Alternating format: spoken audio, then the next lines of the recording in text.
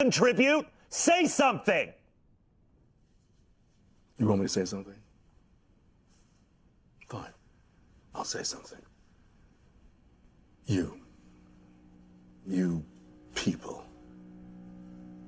You're not a race. You are a virus. You destroy the world. Everything beautiful you poison. You drag us from our homes. You rape our daughters, murder our sons. You crack our spines and do all you can to break our will. You stab us. Then you put the knife in our hand and tell us it's our fault. And if you don't do it yourself, you stand by, close your eyes, and pretend there's nothing wrong. And then you pray to your God to silence our screams so that you can enjoy the happiness that we built for you with our blood. But it's not your fault. It's the only way you know how to be. And the only thing that will change anything is if another virus comes along and does to you what you do to us. And I hope that happens very soon.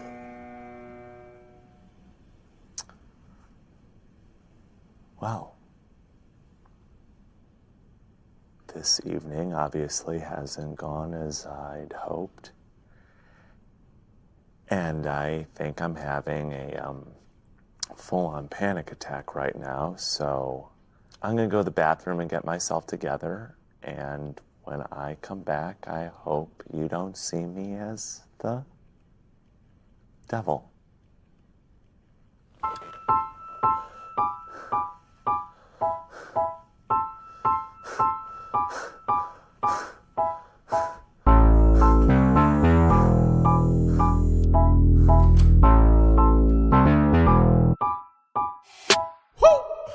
Get your life, get your life, get your life, baby. I got mine, why you could serve my mind, baby. Feeling me, that's why they killing me, lately. Get your life. Get your life, get your life, get your life, baby. I got mine, why you could serve my mind, baby. Feeling me, that's why they killing me, lately. Get your life. Run up when you see me, no disguises. Keep that thing with me, cause I don't do surprises. J. Chanel, show and tell, all facts, no lies, streak. Get your life, cause I'm the type that come to it at 9 quick. Eyes on me, what you care for? Watching me, baby, care for. If you ain't a fan, where the cameras? Hide in the back with the bellboys. My circle so restricted. Hands raised like it's your religion. When I sleep, pay close attention. Fake friends out here pretending. Get your life, get your life, get your life, baby. I got mine, why you could serve my mind, baby. Feeling me, that's why they killing me, lately. Get your life. Get your life, get your life, get your life, baby. I got mine, why you could serve my mind, baby. Feeling me, that's why they killing me, lately. Get your life. Focus there. Watch them cause they after me like a pot of gold. I'm not for play, ask Keisha if you don't know. I'm a little bit cray-cray, approach me, you better be right. If you don't come correctly, you can catch these cans tonight. Eyes on me, what you care for? Watching me, baby, care for. If you ain't a fan, why the cameras? Hide in the back with the bellboys. My circle's so restricted. Hands raised like it's your religion. When I sleep, pay close attention. Fake friends out here pretending. Get your life, get your life, get your life, baby. I got mine, why you could serve my mind, baby. Feeling me, that's why they killing me, lately. Get your life. Get your life.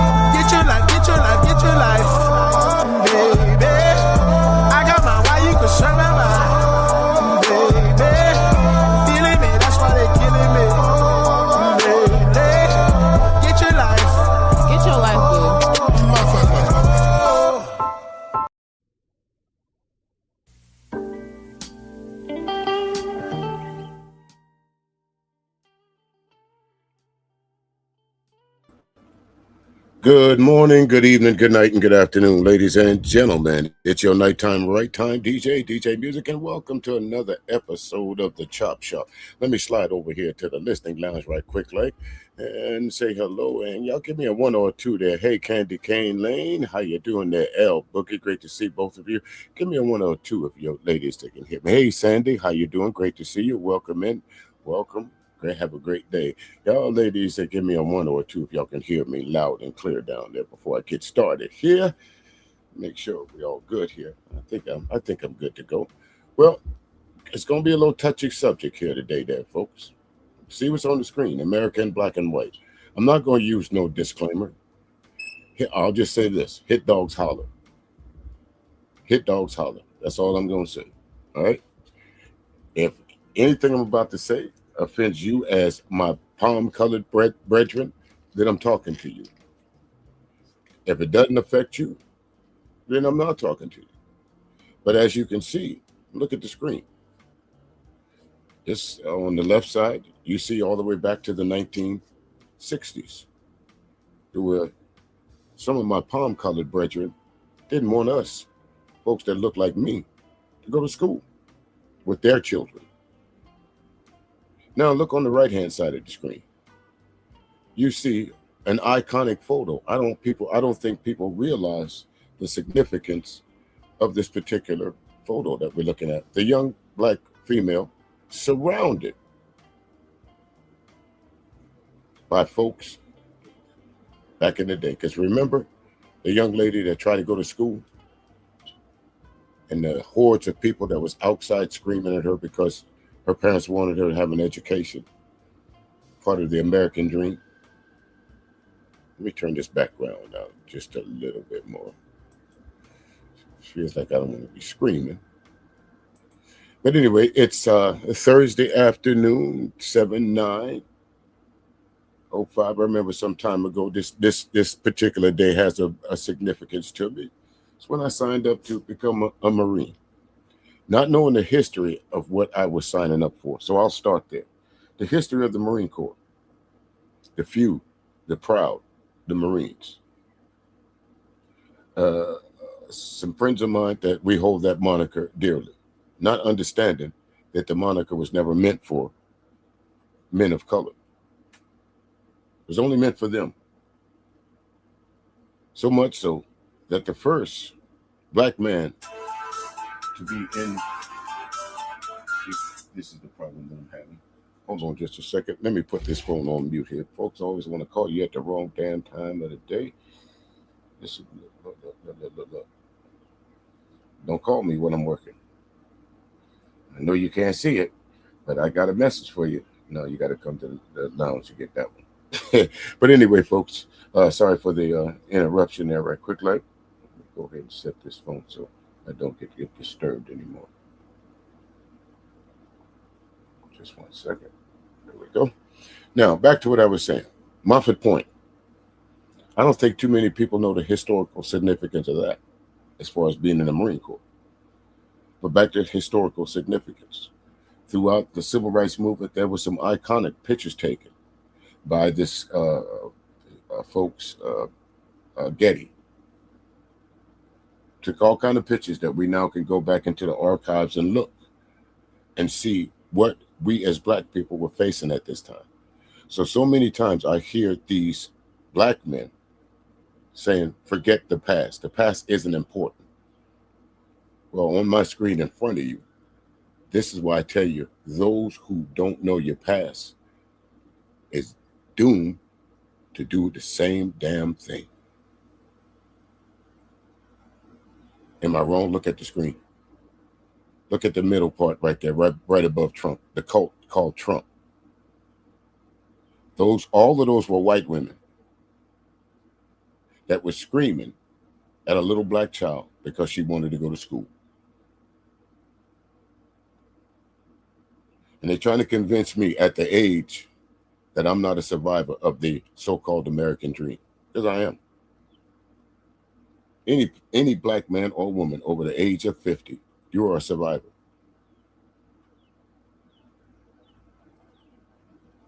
of the American, so-called American dream, that every time they say pull yourself up by the bootstraps, what happens? Well, they always pull up Black Wall Street, but there's countless of black places that was just black neighborhoods.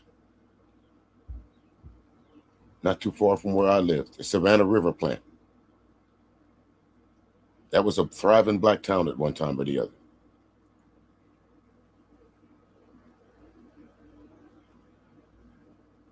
Let's see. I soon figured sooner or later some of you guys would come in here. But see, let me tell you something. Who's this?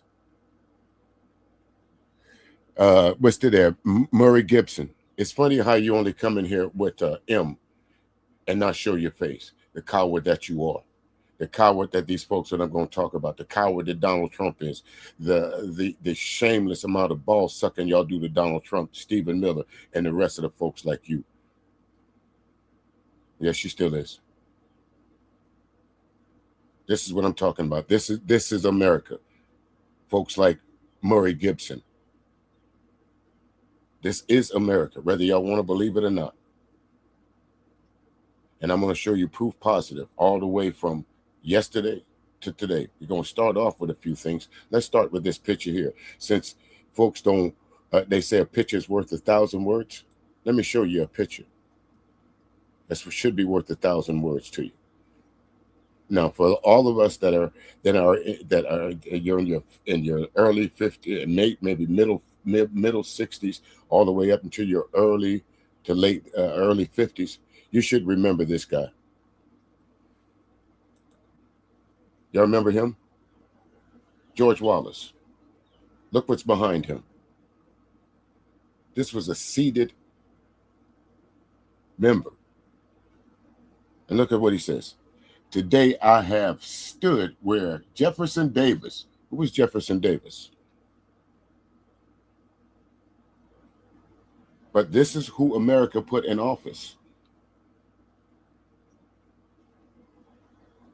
And look, and today I have stood where Jefferson Davis stood and took the oath to my people.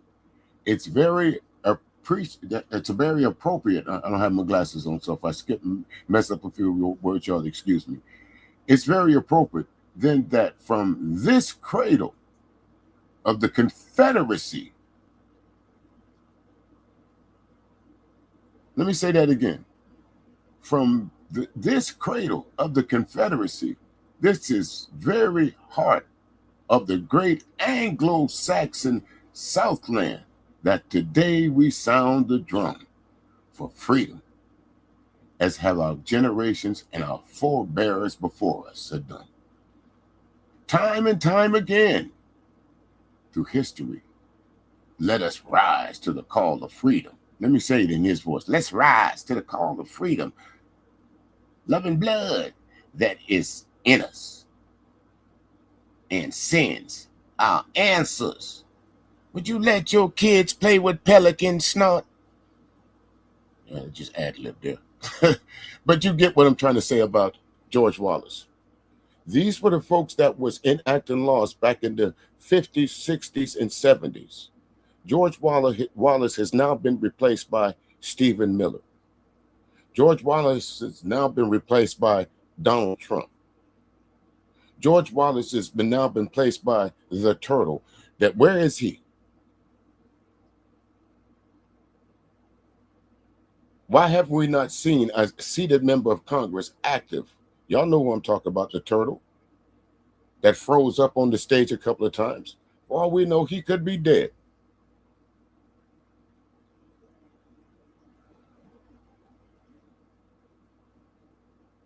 For all we know, but that's George Wallace.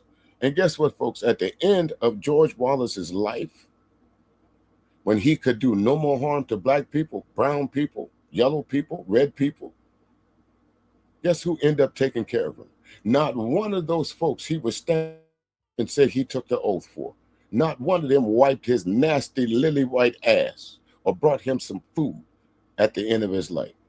It was a black man named, I can't think of his name right off the top of my head, but that's who took care of George Wallace at the end of his life.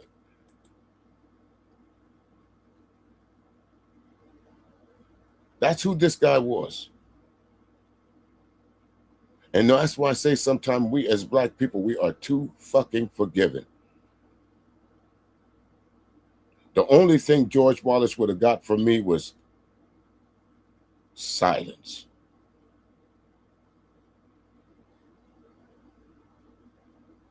Absolute positive silence. That's what he would have got from me. Or I would have stood over and watched him suffer as he tried to make us do. Segregation now, segregation today, segregation tomorrow was his moniker.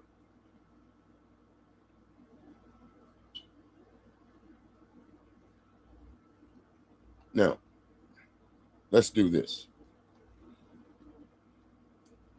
Let's start here.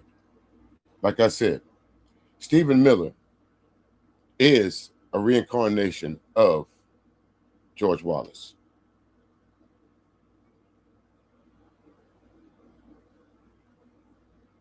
No, there was the Z Sergeant Schultz.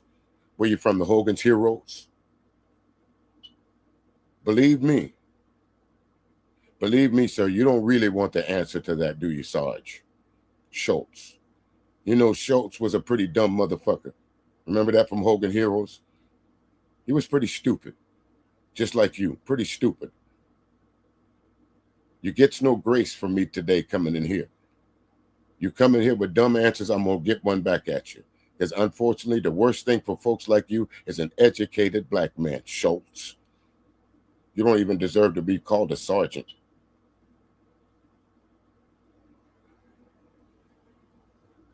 Schultz. Now, Slick Nick, I'm not sure if the ignorant was meant for me or for the Sarge right there. So till you say something off color to me, I'm going to take it that you were talking to the Sarge. Now, if you were talking directly to me, address me. That way I can address you properly. I told you I came prepared for all good and all bad today. How you give it to me is how I'm going to give it back to you. All right? So without further ado, let's get over here. Let me take this off the screen.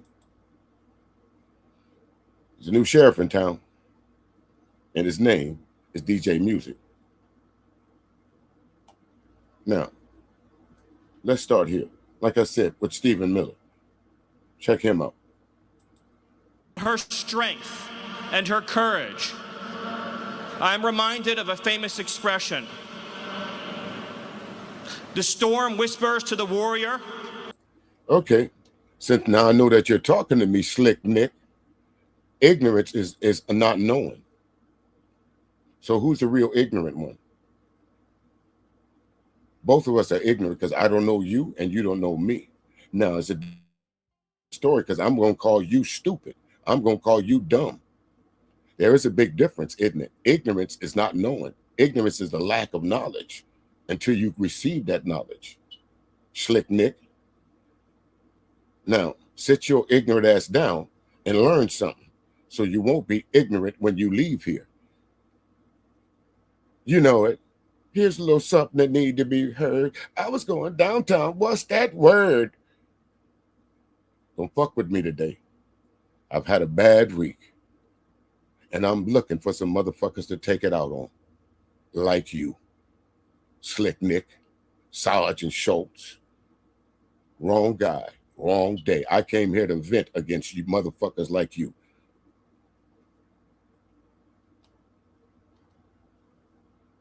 Now let's get back to one of your, maybe y'all can get comfortable in your little powwow listening to this shithead right here, this shitbird right here, one of the real shadow presidents. Because y'all can't really believe that Donald Trump is the smartest as he think he really is.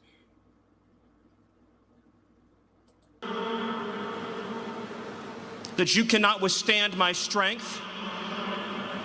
And the warrior whispers back, I am the storm.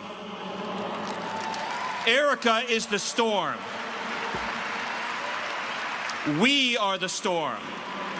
And our enemies cannot comprehend our strength, our determination, our resolve, our passion. Our lineage and our legacy hails back to Athens, to Rome, to Philadelphia, to Monticello. Our ancestors built the cities. They produced the art. Your ancestors built nothing. The only thing your ancestors created was the fucking patent office, his lineage. So you understand why I have the right to call it, because I am not of his lineage. He's actually, if you really look at Stephen Miller, does he look American? Does he look like the average American white dude? No. Look like he escaped out of Inglorious Bastards.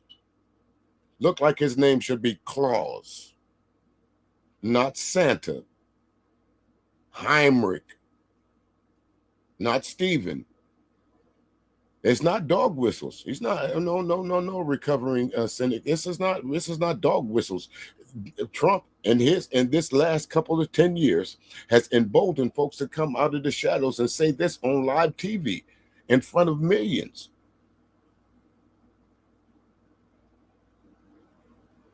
If we look at Sandy, you know, that's something to think about. That's something to think about. Can we deport him? So let's let him talk some more. Listen to him. And architecture. They built the industry. Erica stands on the shoulders of thousands of years of warriors, of women who raised up families, raised up city, raised up industry, raised up civilization, who pulled us out of the caves. No, we pulled y'all out of the caves. Y'all got y'all history from the Greeks. The Greeks got their history from the Moors. If you know anything about, where's that ignorant motherfucker that was in here earlier? What's his name? What's his name? What's your name there? Slick Nick? Slick Nick. Did you know that your history came from us? Do you know that the only reason that you're able to read and write and do arithmetic, it came from us or people that look like us? Slick Nick. Did you know that? Hey, Lana, how you doing? Good to see you. Listen, I know folks going to come in here and say, Mr. Music is a little bit hostile today, but I deserve to be. I deserve to be hostile. After what I saw on this so-called 250-year celebration, are we going to get to that? Are we going to get to that? So all of you redneck racists wannabe think I'm scared of you, come on in here and drop your messages and see how quickly I fire on your ass. I don't, who's I'm sorry, Nick, recovering. I'm sorry, bro. If that's your name, bro, I'm sorry, but somebody came in here and how's that? Hijacked your name for the nefarious reasons. So when I say Nick, you know I'm not talking about you, my man. But anyway, folks, if you'll do me a favor, I won't ask you for any donations, but I will ask you if you'll like, share, and subscribe. And if you would like to make a donation to what I'm doing here, please go over to Autism Speaks and search there, or you can just make a donation on behalf of Classic R&B Jams or DJ Stevie Music. So let's get back here. And the darkness into the light. The light will defeat the dark. We will prevail over the forces of wickedness and evil. By the way, this entire speech is plagiarized. They can't do anything on his own. Black people are so stupid, but you plagiarize a speech from a black man. Nick, Slick Nick. I just call you Slick from now on, so my man don't think I'm talking to him. Hey, Slick. You remember in the movie Heat? Hey, Slick, stop talking. Remember that in the movie Heat? What's up there, Spartaguts? That's the interesting way of spelling that. Okay. What's up there, Brian?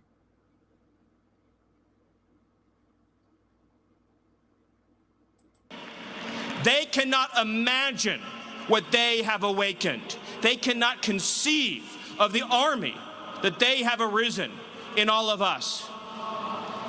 Because we stand for what is good, what is virtuous, what is noble. And to those trying to incite violence against us, those trying to foment hatred against us, what do you have? You have nothing. You are nothing. You are wickedness, you are jealousy, you are envy, you are hatred. You are nothing. You can build nothing. You can produce nothing. You can create. Well, damn, ain't that the white hot kettle calling the white hot kettle white? You have done nothing. If you look at the history of America, the only thing that you have done right is killing people. If you look at the history of the Anglo-white Saxon European that has come over to this country, this is what y'all are good at. Killing people, taking from others, snatching up resources, saying you did this. It started with that cat that came over there, Christopher Columbus, talking about he discovered America. Who went to grade school in the 70s, 80s, and 90s? And they didn't tell you that. That's one of the first things they teach you in grade school, that in 1492, Columbus sailed the ocean blue. The motherfucker got lost.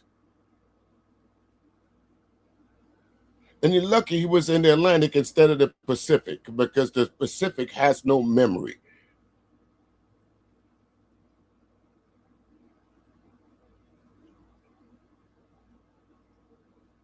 And see, this again, not patting myself on the back. This is all to all the educated brothers out there. This is what white America is afraid of, us. More so our sisters, because you know why? Because our sisters are more educated than us. Yeah, brothers, if you like it, if you don't like that, too bad.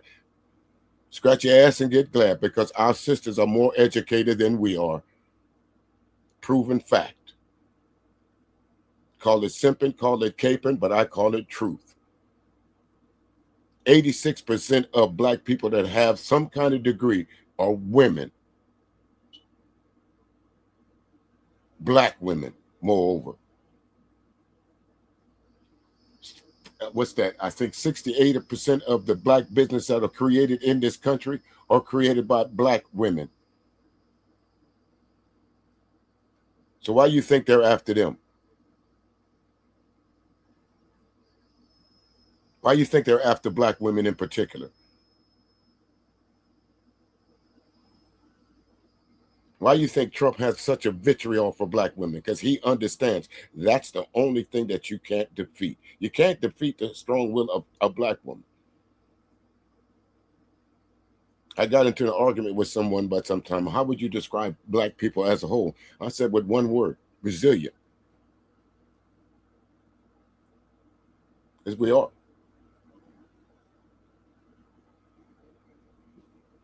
And look at the crowd, folks. Look at the crowd. Look at the amount of people that's cheering this on. So don't anyone ever come up to me and say, this is not America, because it is. This is not a small pocket. This is not a one-off. This is not a one-off. This is in any town USA. Any town USA, pick one. I don't care if it's in the VFW or a stadium that holds 40,000 people. They're not so silent anymore, are they? Recovering. Nothing. We are the ones who build. We are the ones who create. We are the ones who lift up humanity. You are the ones. If you look at the trail of let's start the Trail of Tears. Let's talk about the Crusades. Hey there, ABT. I meant to speak to you earlier. I got caught up in my thing. You know how I do sometimes. Got caught up in it. But look at every place that you have been, Stephen Miller, and folks that look like you. There's a blood stain. There's a blood trail. There's atrocities. You even turned on your own. Such thing called let's go to the Salem witch huts. That all somebody had to do. That was one time black people really we really caught a break. That for that little bit of time, because y'all were more focused on killing each other. Salem witch trials. Remember that? All another white person had to do was say, "You're a witch," and they burnt y'all at the stake. Oh, hey, let's talk. Let's go into McCarthyism. Let's go there. The history of you, it tells on itself, and this what the problem is. You don't, y'all as white folks don't want to own up to it. You talking about playing the victim. White America, that's y'all biggest asset. Y'all quick to play the victim. Like that white man in Florida that walked up on that black woman with that gun, thought he had a right to. Didn't he? One gut shot told him, nope, you won't try that again. Ask me if I have sympathy for him, and it's in the dictionary between shit and syphilis. But as you got some folks saying that she had no right to defend herself.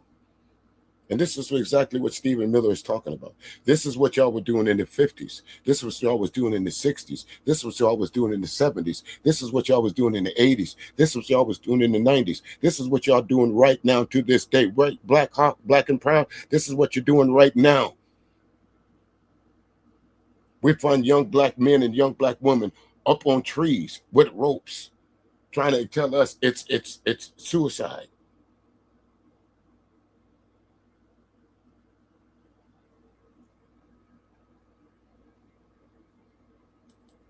It's because they can't.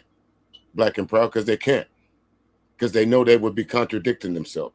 In order to do a show like I'm doing right now, they would everything about their shows, everything about their podcasts, everything about them would be null and void. They could never do a show like this. Angry Man's motto is be no nation. What the fuck are you going to come over here talking about? I saw him the other day talking about something, trying to jump on the Black Power movement. That's another thing. I'm gonna get to. Nobody's safe today. Let me just say that.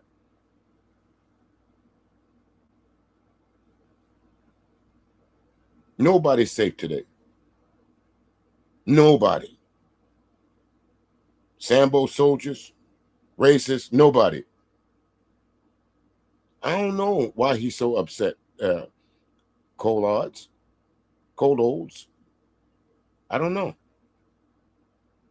If we went back to the beginning of my video, it tells you why.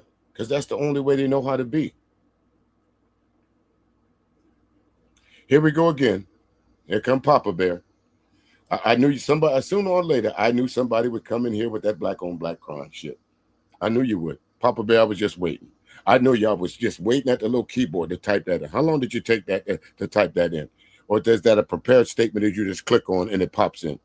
Because somebody like you will go to every place where you hear a black man speak and come in here with that. Well, let me tell you something. The statistics say that although there is we kill each other, black people kill each other, but white folks kill each other too. It's called proximity to. You tend to fuck over who you're next to. You get that, Papa Bear? Now, if you want to go to the real statistics, let's talk about this. It's 83% versus 80%. Now you figure out which one leads the pack. So in that 3% plus or minus, do you think the person that's getting killed gives a damn about what color the person that killed him? It's not like you guys do it only in America either. They don't have murders in Europe. They don't have murders in Poland. They don't have murders in Russia. Predominantly white countries. Is that what you're trying to say, Papa Bear? Wrong guy. I'm educated, sir. And who is you guys? Who is you guys, Papa Bear? Like I said, all you have to do is follow the blood trail, and they're usually around it or somewhere near it. It's a European. You probably believe that old thing that race is really a thing. No, it's a concept to somebody like you, Papa Bear, and Slick Nick brought up. Well, I tell you what, Papa Bear, I'm not going to debate with you on that. If you want the real, just go down to my archives, and I gave you the facts and figures and the numbers to shut you up about that. And I'm not going to spend a whole lot of time going back and forth with idiots. Not today. You picked the wrong day if you thought I was going to be nice. Wrong day.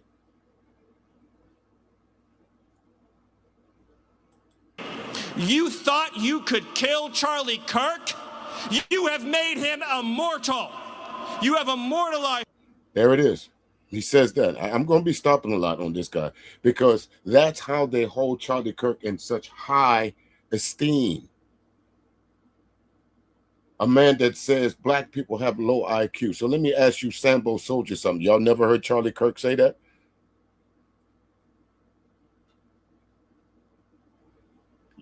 Some of your white heroes died around the same time as Charlie Kirk. And let's talk about Charlie Kirk for a minute. His assassination was done in one of the most whitest places in America, but somehow or the other, Papa Bear, you come in there talking about black on black crime. There's no such thing as black on black crime, sir. Crime is crime. But y'all want to hold somebody like Charlie Kirk such high esteem. Charlie Kirk said that in order to have what? To defend your Second Amendments, somebody going to have to be taken out for it. Yeah, he said a whole lot worse than that, Sandy. So guess what? He got his wish. Now y'all mad. He got what he asked for. He said in order for us to have the Second Amendment and the First Amendment or any of our guaranteed things by the hey there, El Boogie, how you doing? By the Constitution, somebody would have to perish for it. And he didn't say it like that.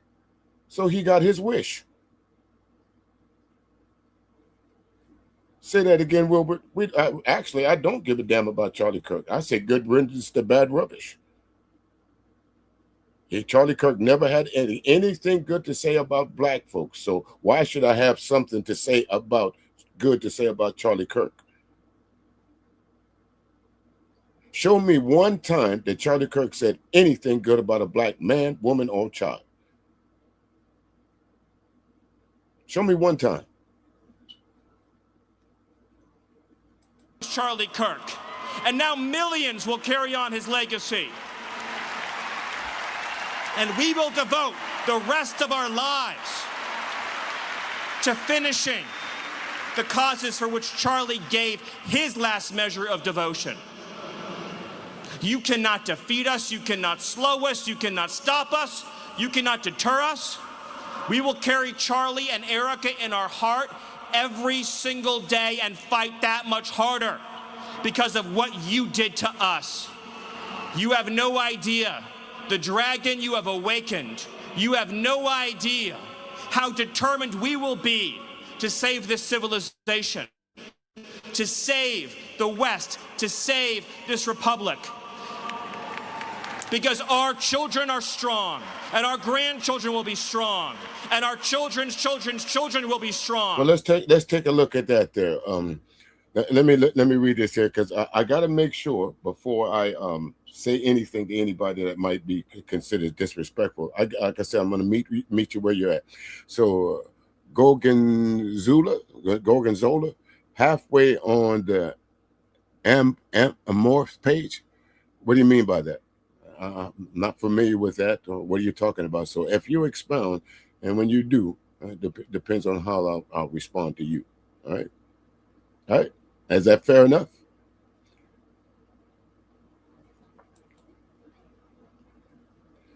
So where was I at with this Stephen Miller? Yeah, let me go ahead. Let him finish.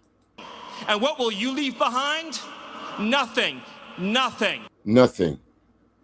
That's what your folks will leave behind. So again, not my quote, but if you look it up, it says that once as a certain particular, we'll use the word race, sees itself in its demise, it will do anything from being eliminated. Now, if you look at the average 18-year-old white male, 5 years ago, 10 years ago, that they would have been the, dare I say, the majority. They're not anymore. As of 2024, the average person that's coming out of school now is not the average 18-year-old white male. Whether you like it or not, Stephen Miller, and this is what you huffing and puffing about, the United States of America, this melting pot, we've been stirring it long enough now to where it's starting to turn a lighter shade of brown. And you don't like that. Y'all thought this country was just built for just white folks. This is our country. Well, let's look at your forefathers. If they would have stayed in England, where would they be? They would have been jailed, drawn and quartered, or hung.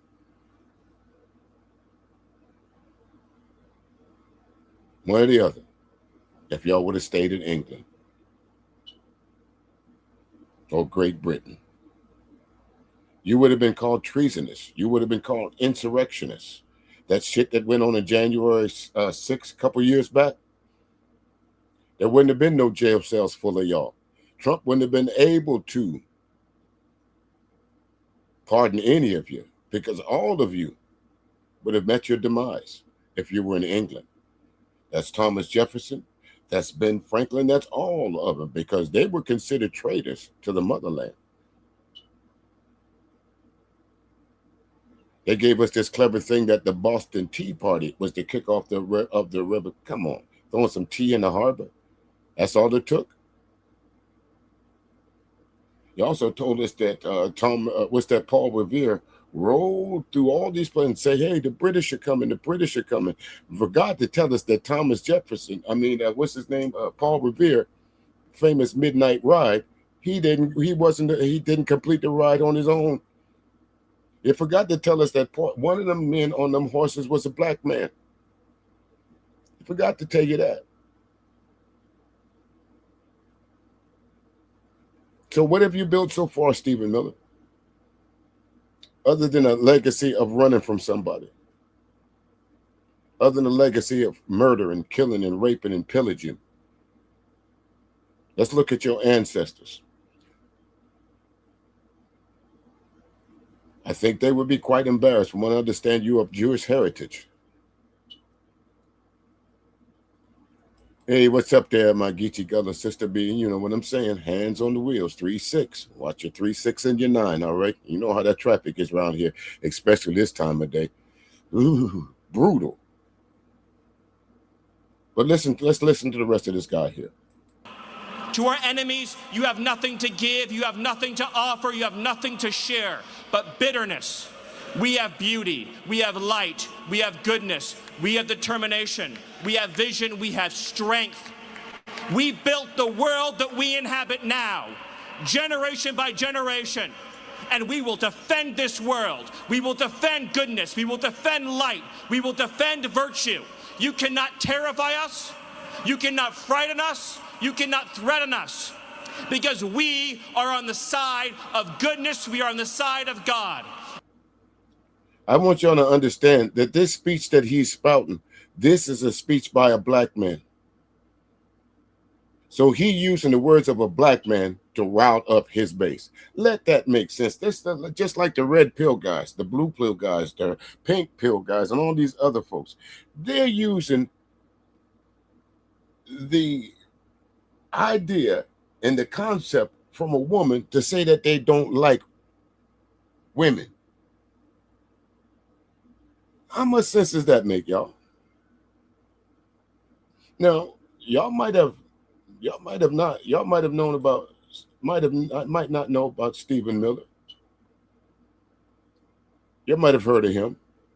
But there's somebody that slowly but surely that they really calling the real shadow president. Now, when we pull this guy up, I want y'all, how many of y'all to tell me if y'all know who Russell Vought is?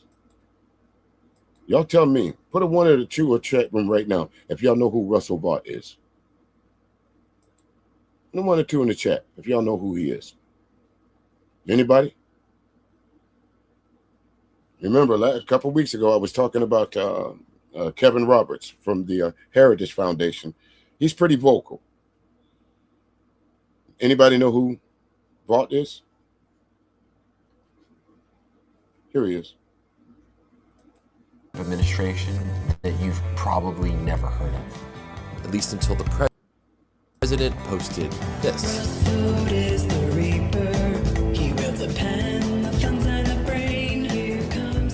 Join us now, Russ Vogt. Russ Vogt. Russell Vogt, director Russ Vogt. of the Office. I tell people when Russ Vogt speaks, it's like a papal bull. You should pay attention. He's more than just Donald Trump's budget guru. He has two very clear goals: to make the presidency as powerful as it's ever been, and to dismantle as much of the federal bureaucracy as he can. Now, again, I introduce you to him. So let's take Donald Trump out there. Let's say for a minute that what I'm saying about Donald Trump is not true. Let's say that Donald Trump can organize all of this.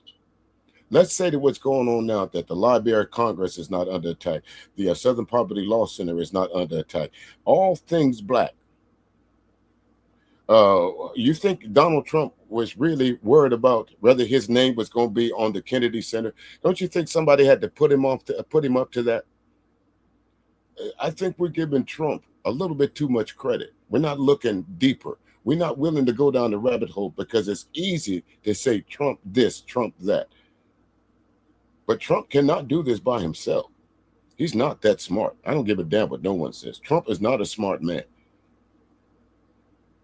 Everything about him is interest into Wharton. Someone took that test for him to get into the school that he went to. Someone took that. Someone paid the way for him to be there.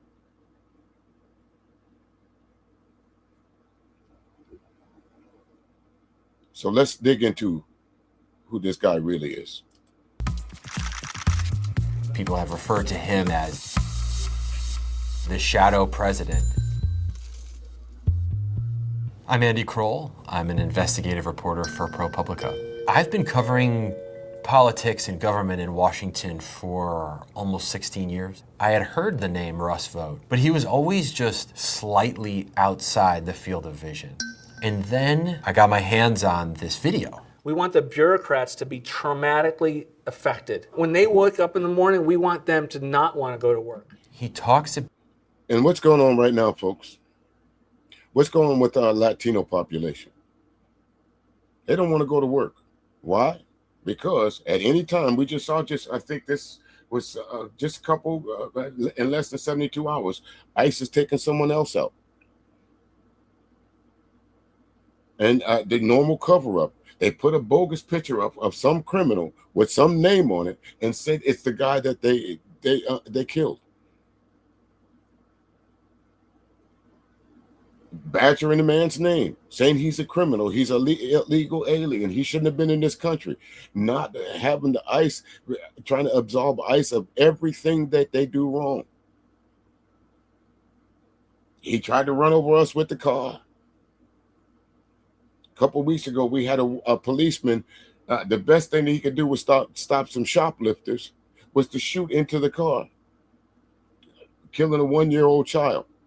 When you got Sambo soldiers and folks like Stephen and all these other folks saying, hey, she shouldn't have been stealing.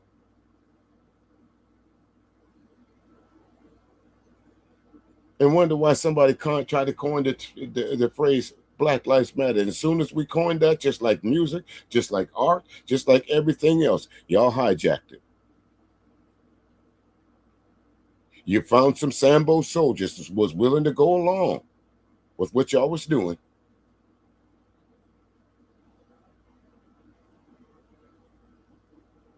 And hijacked it. And that's usually par for the course. And that's really a lot of times. And this time I'm talking to my brothers and sisters. That's why a lot of times we can't get ahead. We put the wrong people in charge. I was having a conversation with a young person the other day. They didn't know who Marion Barry was. But if y'all don't know who Marion Barry was, we caught him smoking crack. He disappeared for a couple of years, said he was cleaned up, and y'all put him right back in office. We got Byron Donalds. We got the ABA man here down here in South Carolina, Tim Scott.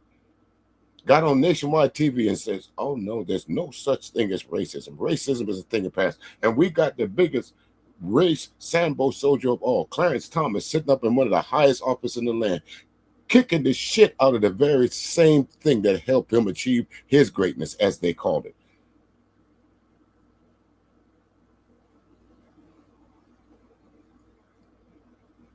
About this goal of wanting to traumatize federal workers. You want to put them in trauma. That just planted this seed in my mind that I had to try to figure out. Did they not do that? Let's go through. Let's take Doge in there and give me a list of all the folks that in the government, or give me a list of all the folks. So for a while there, when Trump got into office, these folks were under sheer panic to know whether they did have a job or not. They didn't know when the pink letter, or they didn't know when they were going to get the email, because a lot of these folks was not fired at the office. They didn't get no pink letter. They didn't get no severance pay. They got an email saying, don't come to work today. That's how they lost their jobs. I didn't see the email. That's why. And who was most affected by all those government layoffs? Here's a prime example of it right here. Somebody in the chat room right there, Black and Proud, says you're right. He was forced to retire.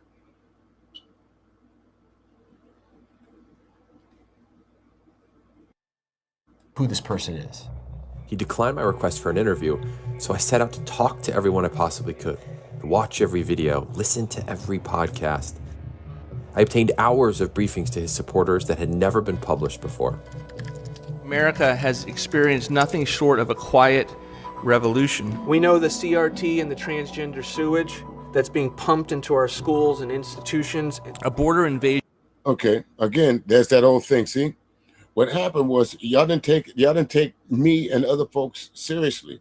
All the true content creators, myself. Hey, Shar, how you doing? We talked about this. Myself, ABT.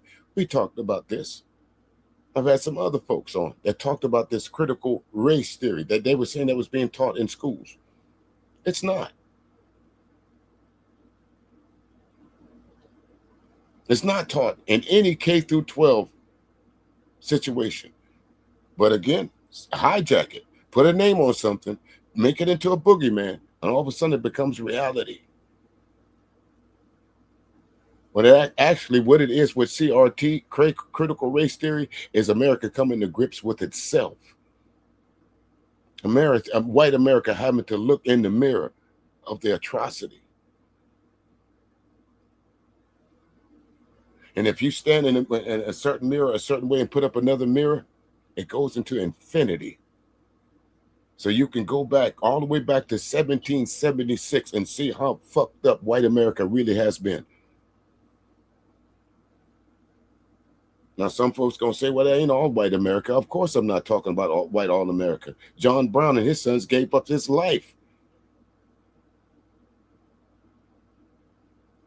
Countless white Americans knew that slavery was wrong. Countless white Americans knew that the civil rights era, something needed to be done about lunch counters and segregations. I'm not talking to them.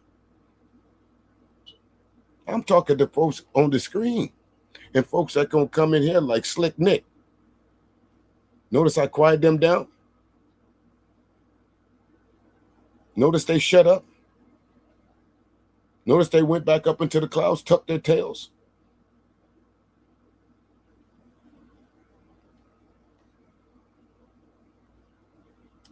Furthering, quite frankly, a reverse colonization. We're actually trying to save the country. Those recordings really help me understand his evolution from this numbers wonk to a full-fledged leader of the MAGA movement. One of the key authors of Project 2025, Russell Vought, told the reporters that Trump would deploy the military to silence the unrest. I think you have to rehabilitate Christian nationalism. You have the largest deportation in history, block funding for Planned Parenthood.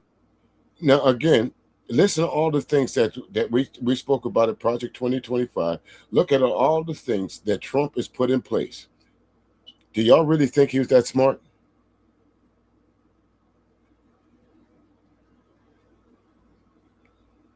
I'm not sure how to speak your name there, so I'll go ahead and read your comment. So if people own people, can't those people be sued?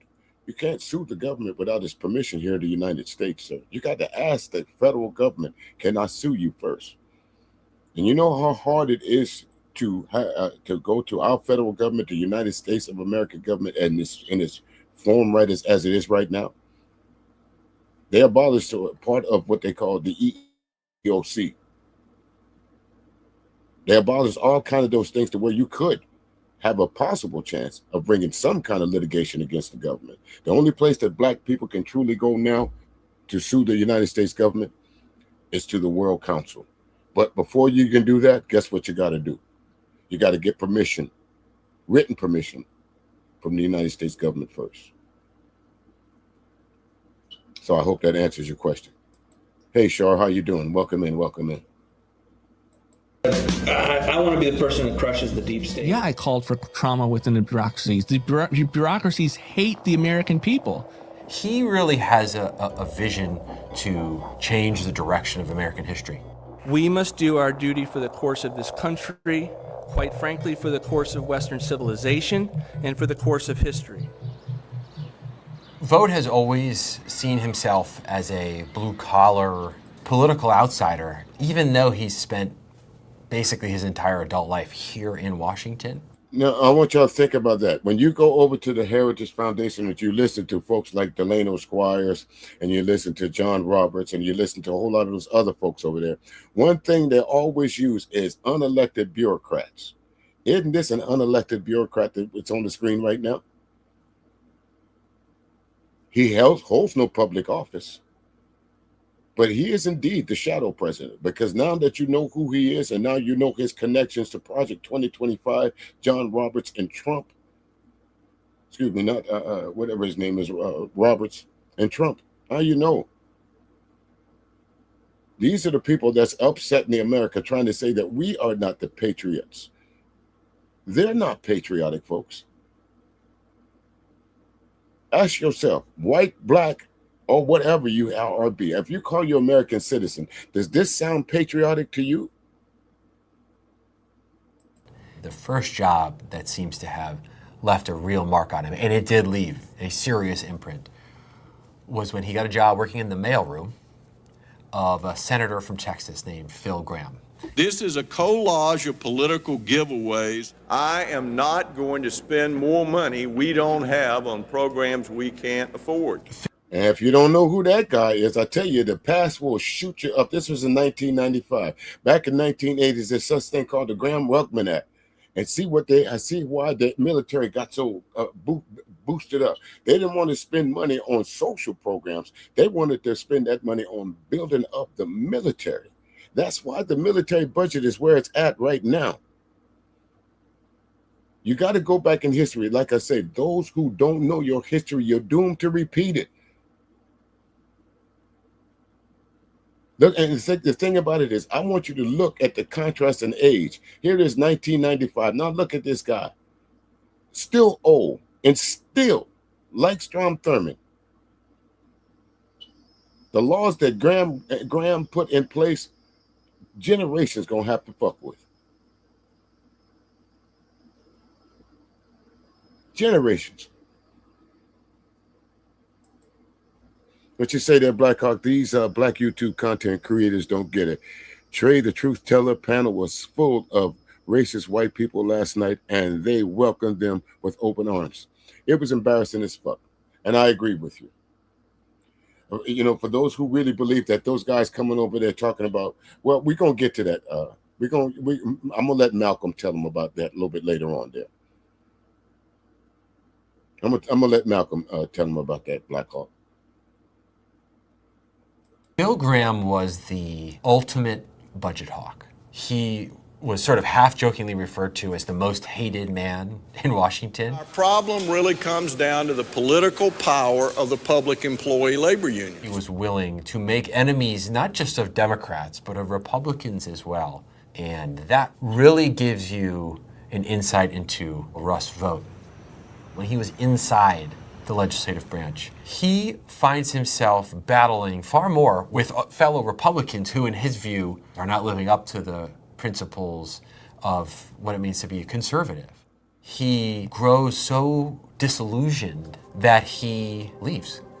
After 12 years on Capitol. Now, if we were speaking about a Muslim person, if we were speaking about a black person, if we were speaking about an Asian person, or if we were speaking about a Latino person, they would say we got radicalized. They did say we got radicalized. Because remember, when Obama first took office, when he started running, what was the first thing they attacked about him? Minus the birtherism thing. The first thing they attacked about him was his spiritual advisor.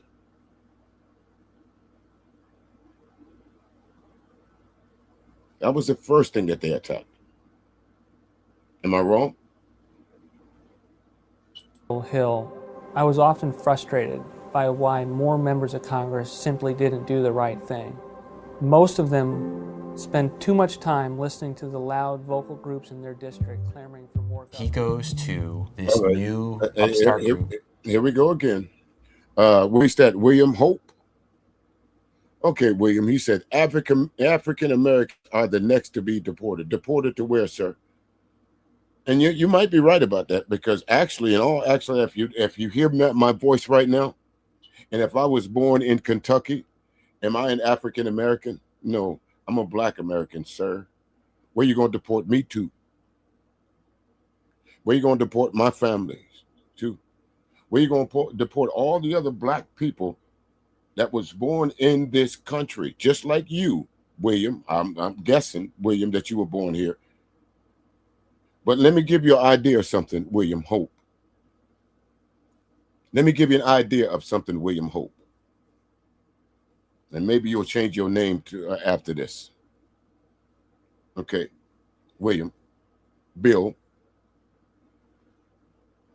If we took how many is, I think it's a total of 52.3, 52.4 Black Americans out of this country, within a week, this country would fall apart. If you, I tell you what, William, if you got all the money and you got a country that you can so-called deport the Black Americans to, I'll start this called the back to Argentina fund, or the back to Africa fund, or back to wherever fund, and you make sure you kick in. That's housing. That's everything, since you want us Black Americans out this country. And when we get there, when you start falling apart, just like the Dark Ages, don't call us and say, can you help us? Don't call for our medicines. Don't call for our history. Don't call for our education. Don't call for anything. Don't call for us, our inventions. And let's see how long you last. Because the first time you folks came over here, if the Indians didn't save you, y'all wouldn't be here right now. And what did the Indians get in return for saving y'all lily white asses? Smallpox.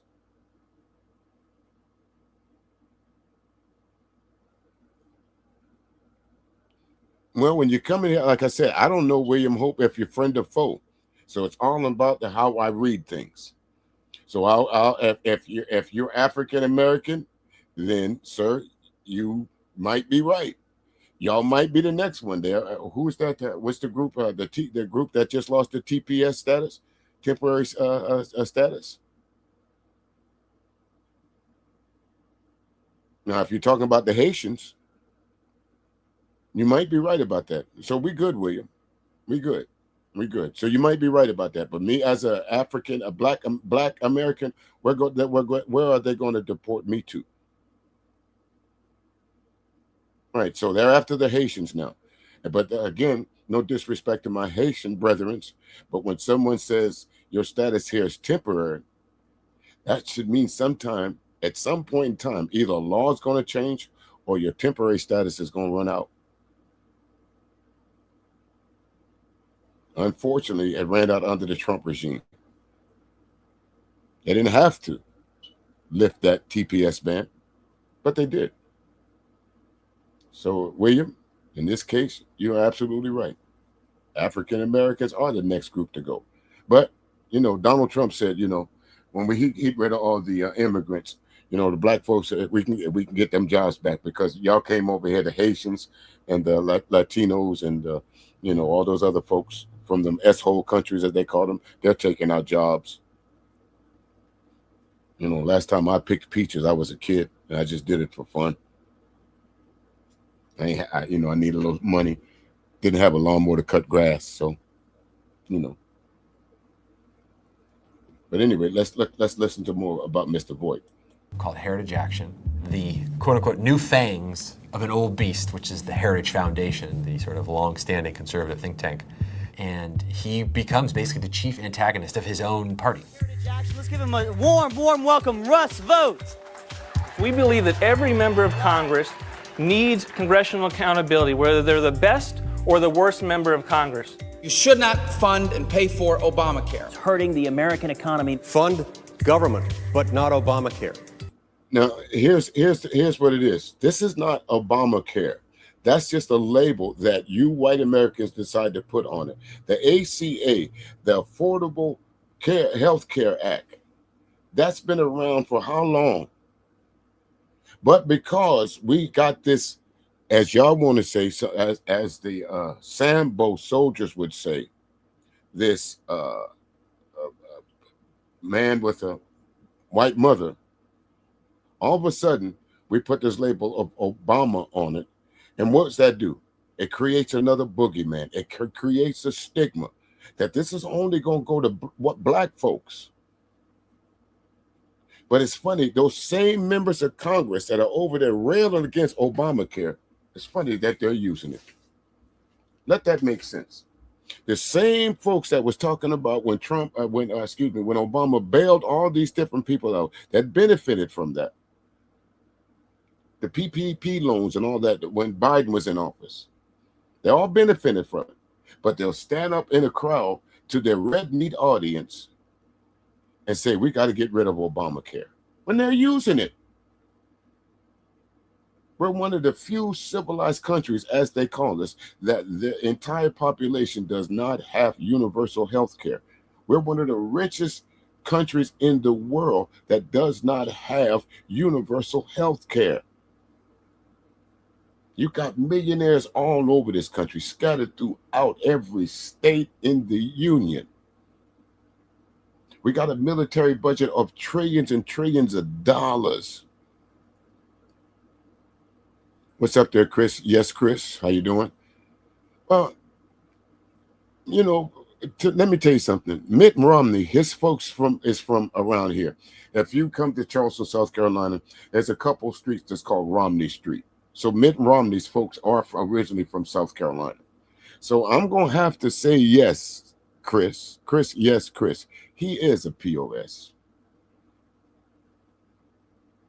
A lot of these names that you hear, folks, their ancestors are here in South Carolina, white and black.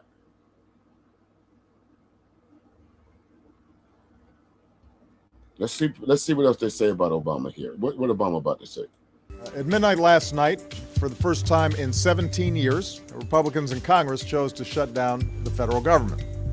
He is very much a creature of the swamp, someone who knows the federal budget inside and out. He has really passionate feelings about the House Rules Committee. Yet he comes around to this notion that we need to stir people at the grassroots and make that change flow up. Never wanted to leave the fight, and really until Donald Trump becomes elected, and then you have an opportunity for paradigm-shifting work. The time for empty talk is over. Now arrives the hour of action. There was a scramble to try to get people to go into these key jobs, and getting people to go to the Office of Management and Budget is a crucial role. A lot of what they're doing right now at such a rapid clip, they tried to do during Trump's first administration.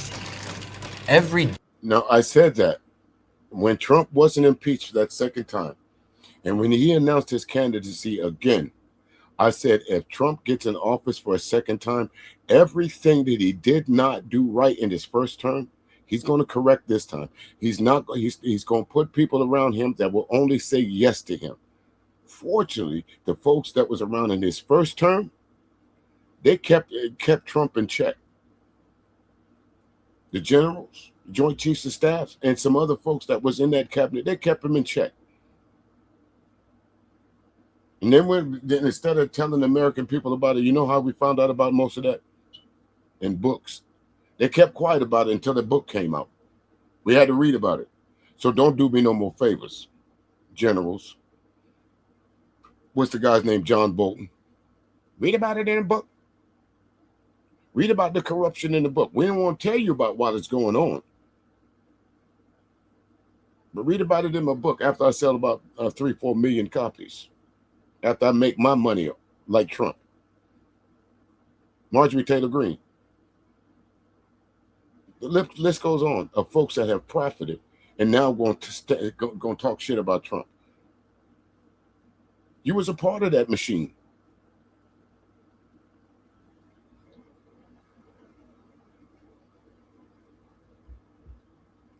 And here it is right here. So, again, I'm not sure how to pronounce your name, sir, and all respect due. But so tell me a little bit about this healthcare system. So that means that if I got, say, a broken leg or whatever, I could go to the hospital, get a cast or whatever, and I won't receive a $10,000 bill in a month. Or say if someone gets sick and an ambulance has to be called, I won't get an ambulance bill along with a hospital bill. Is that what universal health care is over in that state? And that goes for anyone that's there? Even people that come over on work visas and everything else? I'll give you time to answer. Let's continue. Dollar that Congress approved to fund the government. OMB controls the flow of that money. If you were to pick the one place in the federal government to go where you could put a kink in the hose and bring everything to a stop, OMB is basically the only place where you could do that. Now, someone came in here a couple of weeks ago and said that Eddie Murphy never said anything but political. So I went back and I watched the movie Distinguished Gentleman. And that's exactly just one of the things that he pointed out. If you're on one of these committees, you got to get on the committee that handles the money. That's what he says. Hell, son, you don't want to be on that committee. You want to be on this committee. This is where the magic happens.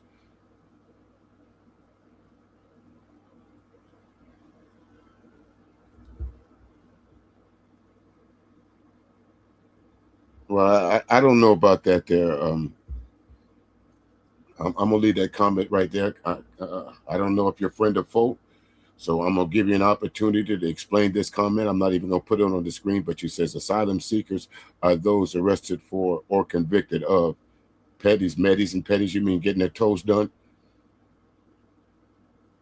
Is that it? Are you trying to say that's why the only reason why people go to other countries because they're about to get arrested in their own country?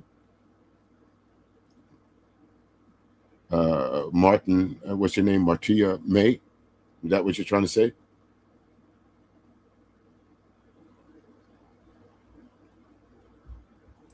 Well, again, like I said, we're one of the few countries. I didn't name one. I didn't go around choosing countries of which one had universal health care and which one that don't.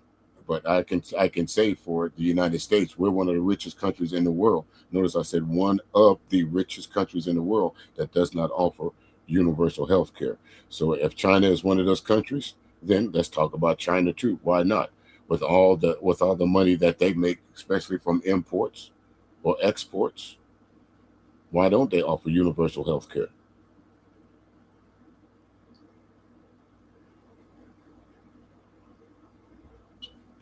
I can understand that paying for the ambulance because gas ain't free, so I can imagine that.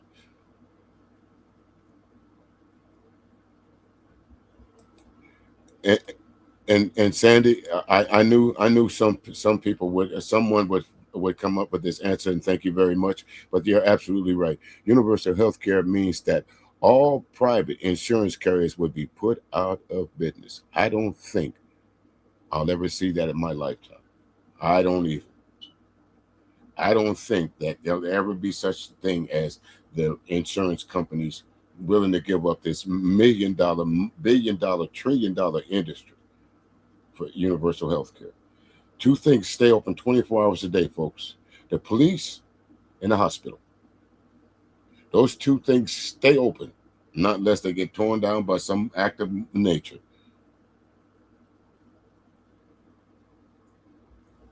Well, again, I don't think people go to other countries just because they have the law chasing them. So I'll disagree with that. Now, I think some people, let's say people that come in here from the United States, the main reason that I hear from them, Miss May, is that they come over here for a better life. That they come over here to prosper. They come over here for the American way. Now, do some folks slip through the crack? Do some criminals slip through the cracks? Yes. Going and coming. Yeah. Well, there's poor people all over the world too, don't you think? Not only the United States of America, there's poor people in Great Britain, there's poor people in Russia, there's poor people in China, there's poor people in the Philippines, there's poor people in Africa, there's poor people everywhere. The United States is not there's not a monolith when it comes to poor people. Now, I don't want to guess how old you are, but if you're around in the 70s and the 80s, our TV screens was flooded with poor people. 19 cents a day, you too can help feed a child in some starving nation.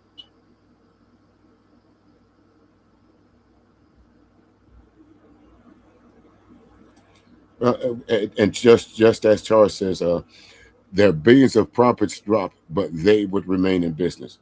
I would imagine so. If you think about it, I guess so. Huh? I guess so. I'm sure there's some people that would want private health care. But I would imagine the premiums would be out of this world. Let me go to this a little bit more. She says, some drugs are extremely expensive, but some of them are covered and some not. If they are new drugs, new treatments, etc., it costs money, but operations and hospital bills, no such thing. Yeah. And again, I can understand that, that's to pay for medications and things like that. I can understand that part of it also. But again, if you were one of those unfortunate people that have to go to the hospital and spend some time in a U.S. hospital, or maybe a week, 2 weeks, the bill that's coming to you, that hospital stay, it sucks up a whole lot of people's savings.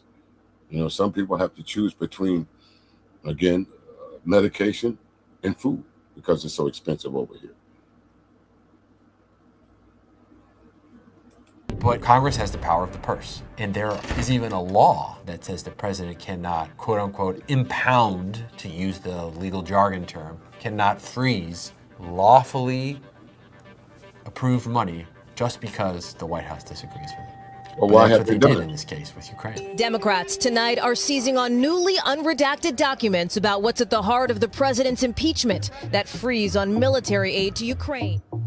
In 2019, the message comes down from the White House to the Office of Management and Budget that we want to freeze more than $200 million of money that was going to go to Ukraine in the form of security assistance. The bureaucracy was literally just ignoring it. And quite frankly, his political appointees like John Bolton were ignoring him as well. In Vote's eyes, this was a deep state. Now you understand why John Bolton got kicked out. Now you understand why so many people, it wasn't Trump's decision. Now, again, Trump is not that smart.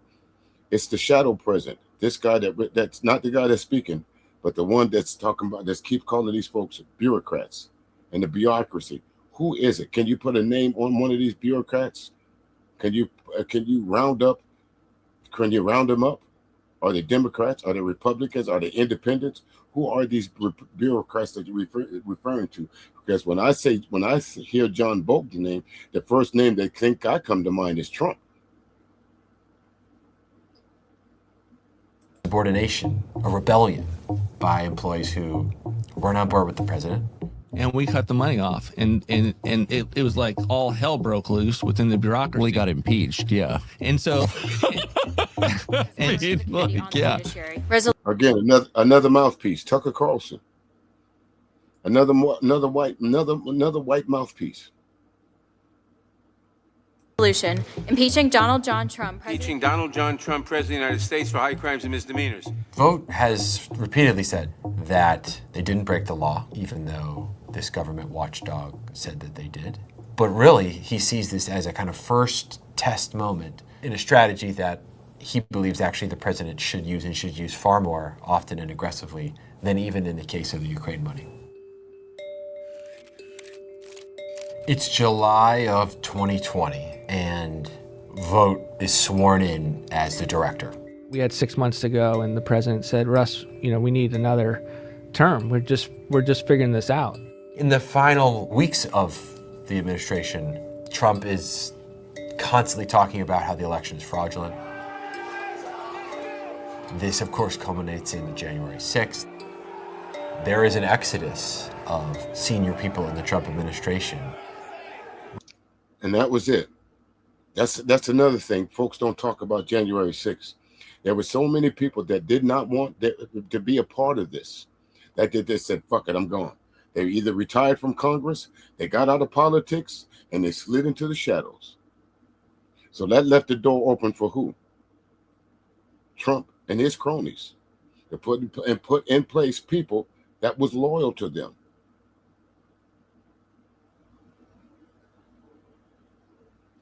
This was no accident on Trump's second term, folks. As I said, this January 6th insurrection is much bigger than we ever believed it would be. This was the catapult for Trump's second term. This was it. The fake election scheme didn't work. The screaming at the top of his lungs that the election was rigged and all, none of that worked because he had no proof of it. And anytime some proof of some election fraud came up, it was usually under the Republican Party.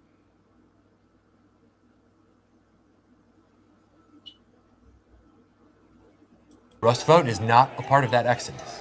He stands by Trump. And on one of the last days, Vote tells him that he plans to launch this new political operation with the mission to essentially keep the MAGA movement alive.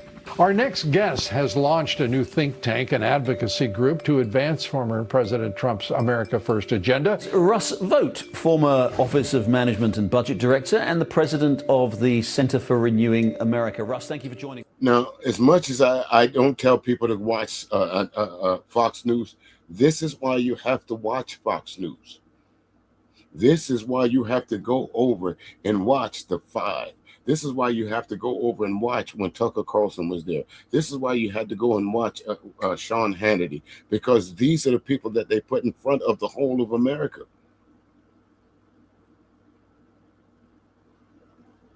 More people watch Fox News, and more, dare I say this, I'm going to say it. Y'all ready? More white folks watch Fox News than any other legacy broadcast media out there. Some of these folks are glued to their favorite Fox show. That's where Pete Hegseth came from. But this is why you got to watch as I'll call them, the ops.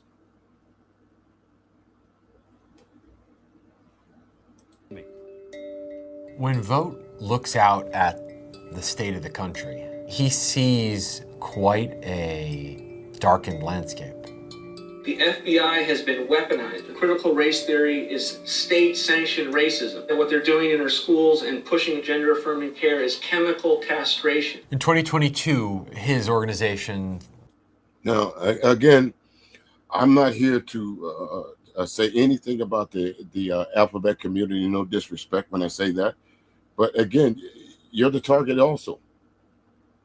Hanging around black people, and again, no disrespect when I say this, but attaching yourself to black people sometimes, it means that you come under that same fire that we get. And a lot of times, a lot of these movements will attach themselves to black movements, civil rights movement, war on drugs movement, all these different things. At the same time, under the guise of equal opportunity for all. You can't judge somebody because of the lifestyle that they live behind the doors. But that's what these people are doing. You have no rights if you're in the alphabet community. They run around telling folks that teachers are changing the genders of young kids as young as 5, 6, 7 years old. Now, I don't know how many of y'all ever been 5, 6, or 7 years old, but if somebody walked up to me and walked up to you at 5 or 6 or 7 years old and started talking something like that, I don't know what the hell you're talking about.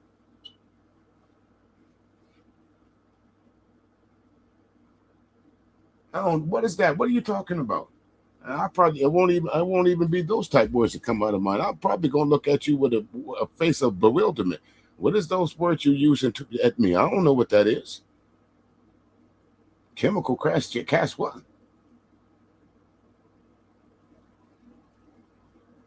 And they say in the prisons. Well, again, this Constitution that they say that they have, it says there's no such thing as cruel and unusual punishment. So they're saying that some of these people that are convicted of crimes, that they're being used as test subjects for these chemical castrations. Well, isn't that cruel and unusual punishment? Well, again, my brother, again, I wish I could speak your name, but, again, I think as a whole lot of people in the United States would clamor for what's going over there in your part of the world. I know the price of drugs, drug prices are rocket sky high right now. Gases ain't cheap. Food ain't cheap. The same thing that you could go out if you went to the grocery store and spent $200, just a round figure, spent $200 last week on some groceries. Maybe 3 years ago, that might have been 100, 120, 130 bucks. I will say this to anybody. If you got some property, if you got some land, I would suggest you start tilling it up and start growing your own crops. Tis the season. There's still time to put some crops in the ground that will grow throughout the rest of the season. Squash, tomatoes, pole beans. Go get your couple cows and fatten them up.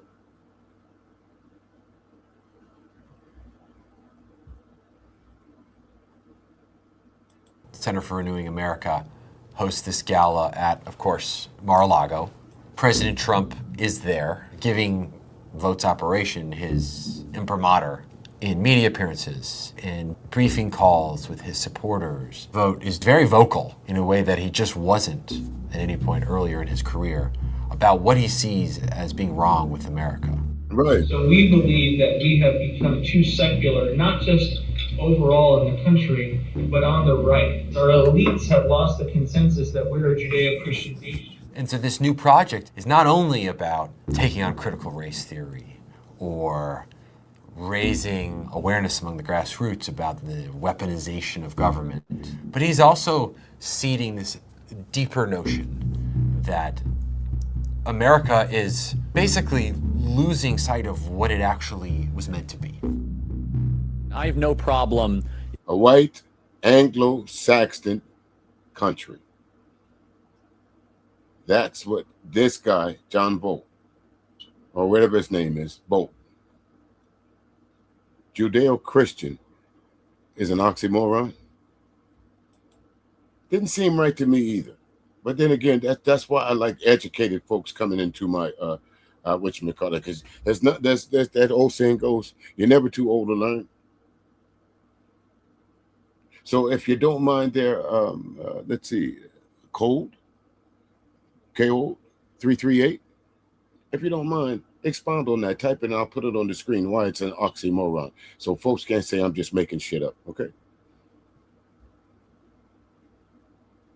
If it's properly understood when someone calls me a Christian nationalist. I reject when they're trying to use a dog whistle, when they're trying to say it's a fascist and all that nonsense.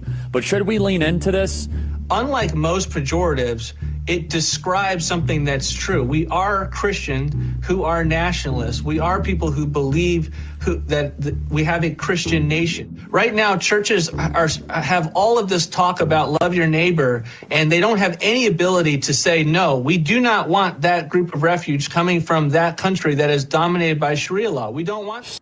Okay, again, it's always a country that's dominated by Sharia law. But let's look at, since he spoke about religion, let's look at the average Sunday morning or Sunday afternoon here in the United States of America. One of the most segregated times in the United States is from 9 a.m. to noon, high noon, when everybody is going to church or on their way to church. So at high noon, you're in church, the white folks are in their church, the Latinos are in their church, the black folks are in their church, the Koreans are in their church.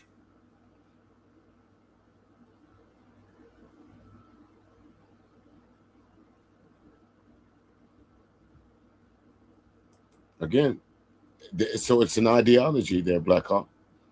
What they're trying to tell you is assimilate. Remember Megyn Kelly said that last week when I did that stream? Assimilate to this country. If you don't assimilate, we don't want you.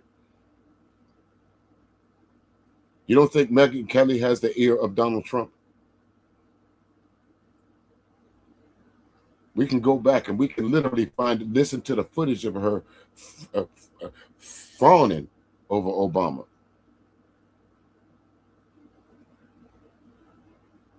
You would think that she had a nut talking about Obama. But now listen to her. Trying to tell me racism isn't profitable? Shit.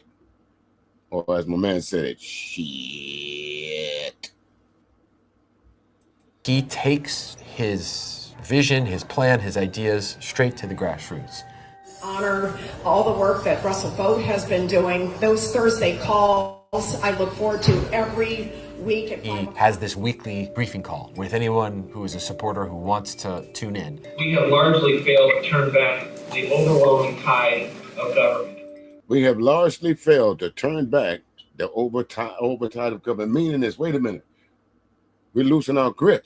We got to do something. What's up there, South Passe? What's going on with your good brother? How the family? Hope everybody's good. You're hearing this, folks, and this is somebody that's not in mainstream media. This is somebody that you don't hear about. He's not in the news, and when you do, since a lot of us don't watch Fox News, when he is on the news, he's not on those channels that we watch. Whether you watch the legacy media, you literally have to go look for this guy.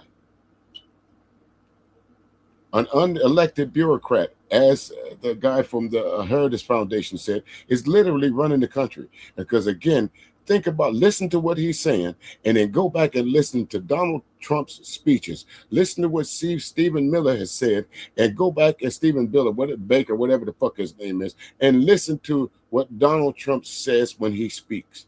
The only time he does not sound like these two gentlemen is when he goes off script.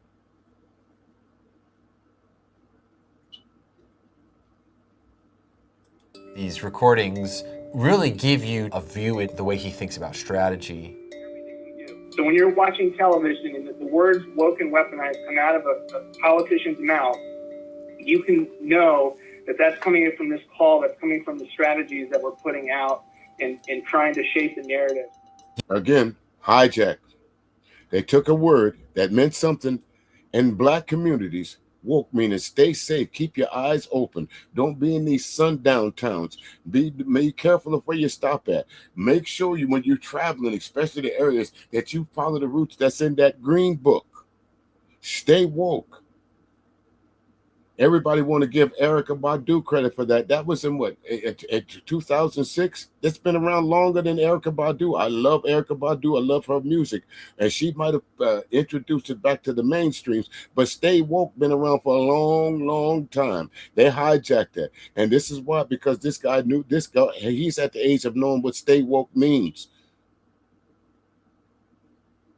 He knows what it means. He knows that's a communication. What Kevin Roberts did, he went and studied this. He translated what he found. His dissertation tells us that he studied this and brought it back to folks like these and these think tanks and these secret meetings and these Zoom calls and these StreamYard back chats.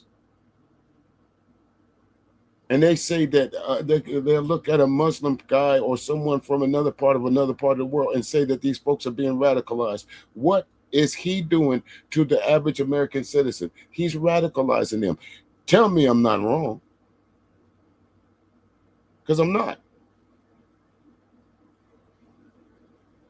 He had success getting these ideas into the bloodstream of American politics. Crooked Joe's DOJ is woke and weaponized. Woke and weaponized bureaucrats at the department. This woke and weaponized government has to be defanged.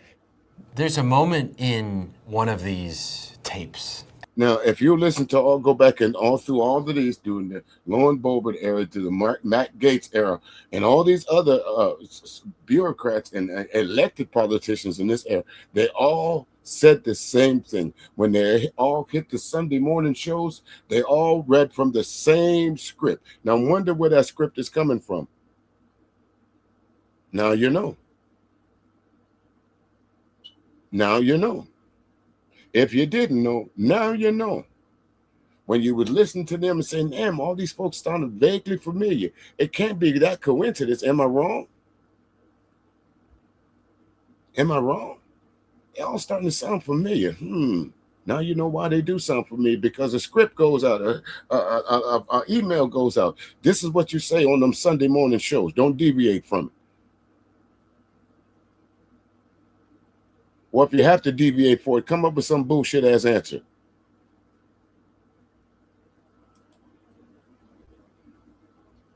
At this annual confab, and it was actually a speech given by Steve Bannon. And I realize there's some people that question Trump, but look at that command performance he gave the other night. Again, another unelected bureaucrat running the United States. Steve Bannon, another unelected bureaucrat. That you hear the general American public being radicalized by these two men right now. What's up there, Jay Blue? How you doing? I mean, it's like Charlemagne. That's like a Viking chieftain standing up there. Russ can tell he's a very imperfect instrument, right? But he's an instrument of the Lord. He's an instrument of the Lord for his vengeance. Okay. We think about Bannon and vote. An instrument of the Lord and his vengeance. Again, that's why when folks say, Mr. Music, are you religious? I tell them, hell no. I got faith. Because these two men call themselves Christians. And the Lord says, vengeance is mine. He didn't put a color or put a name on it. I think if the Lord was to come down and smite somebody, he'd smite thee, not me. He'd smite you two. As surrogates of Trump. When you hear Bannon describe Trump as an instrument of God, you start to think that maybe it's the other way around. That Trump is an instrument that vote uses.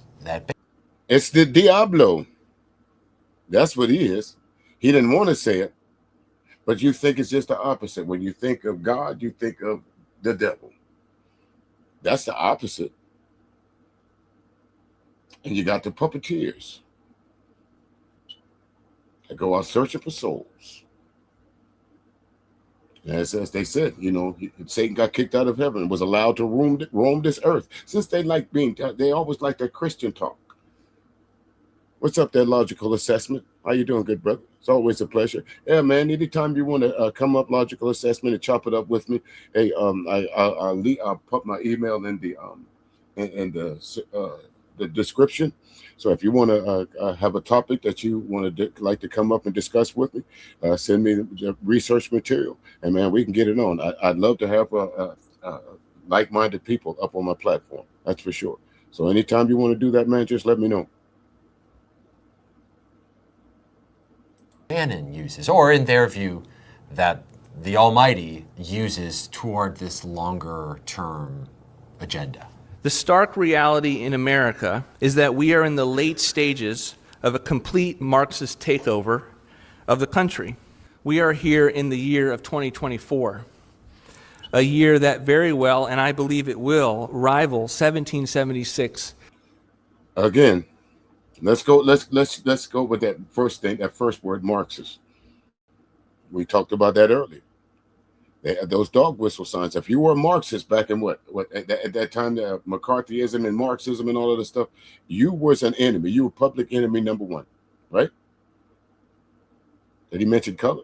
Right now, is he talking about a color or is he talking about an ideology? Some of your white folks fall, as he says this, some of your white folks fall under the wrong ideology. Y'all need to step back in line. We're going to identify you one way or the other. And when we do, we're going to eliminate you because you're fucking up progress. We can't have no sympathizers up off in here.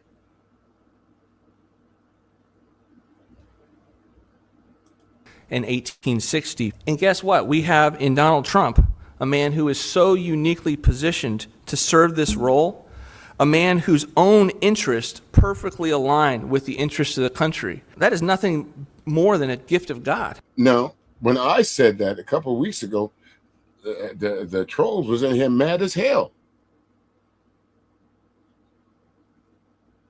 They was in here mad as hell, weren't they? They were saying, no, Trump don't think like that, but here it is, out of Trump's number one advisor, the shadow president, repeating the very same things that Trump says. But I'm wrong, huh? You don't have your facts, Mr. Music. You're just talking out the side of your neck, Mr. Music. You just mad at white people, Mr. Music. Why don't you get with the program, Mr. Music? You're just a DJ. Stick to playing music. Like what's the chick on Fox told LeBron, just dribble the damn ball. That's called taxation without representation. And I'm not going to have it. The worst thing that happened to you, some of you white folks, is this shit that I'm talking on right now, the internet. Because without my IP address, you don't know where the fuck I'm at. You can't come blow up my spot. All you know is I'm in Charleston, South Carolina. Good finding me from there. Charleston ain't that small city. For all you know, I could be lying about that too. The plans are already underway to ensure that if Donald Trump wins, all of the chaos and dysfunction and lack of preparation that hampered his first administration will not hamper his second. Project 2025, now Project 2026. We tried to tell you, myself, Shar, ABT, and Zahara, and a whole bunch of us.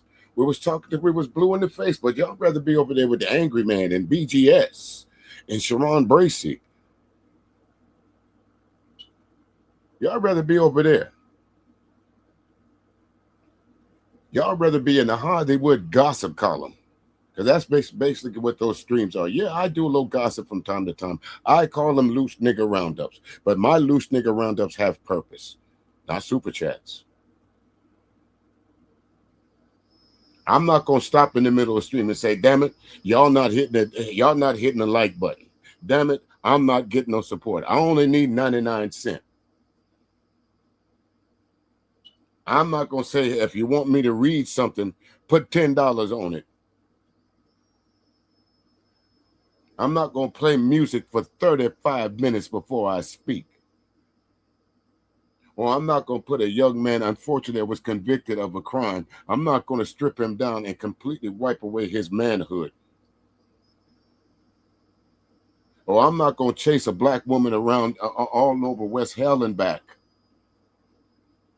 because I don't like what she said.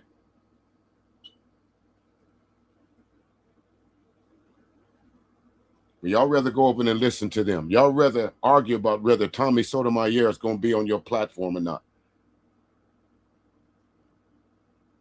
He brings views to the platform. Well, if you want them views, you don't want much. If you want the crowd that Tommy Sotomayor brings to you, you don't want much.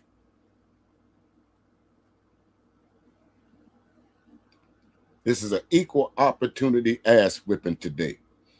Anybody don't like what I say when I'm getting ready to drop this link, if you want to come up and talk to me about it, feel more than welcome to. Equal opportunity ass whippings abound today.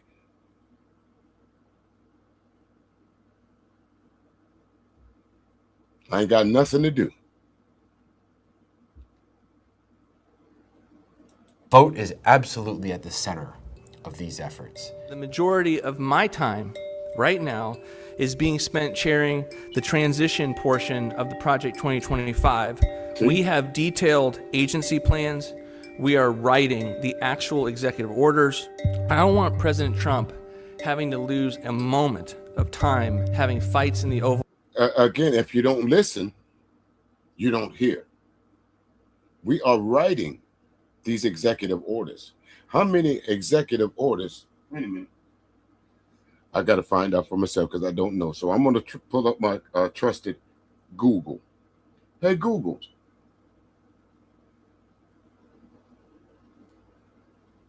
Hey, Google. Now you don't want to act right. Okay. Hey, Google. How many executive orders has Donald Trump signed in his second term? My bad if I hit a snag. How can I help you out right now? How many executive orders? Hey, Google, let's try this again. How many executive orders has Donald Trump signed in his second term?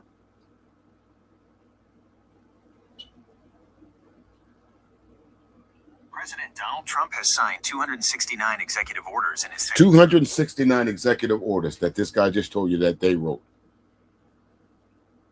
269 executive orders in a little over a year of being in the presidency. So when they told you they already had the trick bag written up and all they needed was to do was implement it, he meant that. You're not hearing it from me. You're hearing it from him. You're hearing it from the horse's mouth. There's no speculation about this. Office about whether something is legal or doable or moral. If we fail, this election will have been for nothing. The golden age of America begins right now. Day one. What is the golden age of America? Huh? What is the golden age of America? Any black or brown person, can you tell me what the golden age of America means? What does it mean to you? What do you mean executive orders mean zip, sir? That's how he's getting around Congress through executive orders. What do you mean they don't mean zip? Right now, he listen, he started a whole war without going to Congress through executive orders. He's reallocated money without Congress authorization, even though Congress holds the power of the purse through executive orders. So what do you mean, Richard Rich? What do you mean executive orders don't mean zip? And I'm not sure what you mean by before the Civil Rights Act there, Mandy, but welcome in. In the most Trumpian fashion, the president sits down at a desk in an arena with a stack of executive orders, and he sets in motion just an absolute blizzard in the executive branch. Vote comes back into the same role, picking up right where he left off. The president ran on the notion that the Impoundment Control Act is unconstitutional. I agree with that. So it is the law of the land. I don't care what the president. Okay, let's address this comment right here, Rich. Okay, the Gulf of Mexico is still the Gulf of Mexico, no matter how many red hat morons can't get it. Well, I'm going to agree with you that the Gulf of Mexico should be the Gulf of Mexico. It is what it is. But Donald Trump and his guys came in along with Lauren Boebert, along with any of those those Republicans, even though some of them are running for cover. You were hearing them run around talking about let's change the Gulf of Mexico to the Gulf of America. Now, you also remember when Donald Trump tried to change the course of a hurricane with a Sharpie. But these are the things that the American overall American public, because according to Donald Trump and his guys, the majority of Americans put him in office. So I'm only going by what they say that allowed him to get away with this. Although by changing the course and the trajectory, of said hurricane path, that put people that would have been in harm's way, or they could have done something, had time to evacuate or get out of harm's way, because he decided to shift to where the hurricane was going. Think how many people could have got fucked up just because of him and his Sharpie. But y'all let that slide. FEMA budget gutted. Y'all let that slide. Grab them by the pussies. Y'all let that slide. He just got the Supreme Court didn't want to even take up his case for the E.G. Carroll thing, but y'all let that slide. Now I wonder if that would have been just a regular run-of-the-mill black man, white man, or whatever, that kind of judgment against him. Matter of fact, he wouldn't have had that kind of judgment. He went to jail.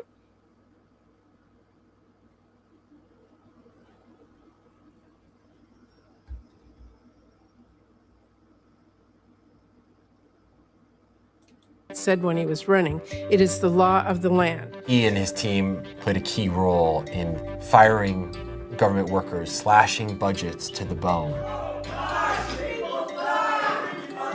Rescind $1.1 billion in funding to the Corporation for Public Broadcasting, $8.3 billion in funding for the State Department. Now, again, PBS. How many of us grew up watching Sesame Street? How many of us grew up watching public broadcast TV? How many of us got our early education from public broadcast TV? This administration gutted public broadcast TV to where now they can't even put out the news. PBS is hurting, whether it's TV or whether it's radio. They're hurting. You know, I remember there was a time where PBS would put out 5-minute news briefs on the hour. They cut it back to every 6 hours now. No funding. So when people come over here and telling me that Donald Trump is the greatest president, I beg to differ with you. Come show me some evidence of where I'm wrong, that Donald Trump is the worst president ever when it comes to not only black people, but white people too.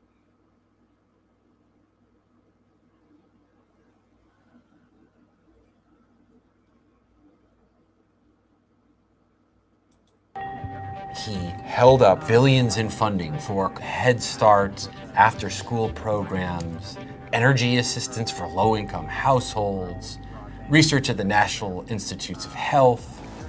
One of Vogt's colleagues at his think tank came out and said Elon Musk was taking direction from Russ.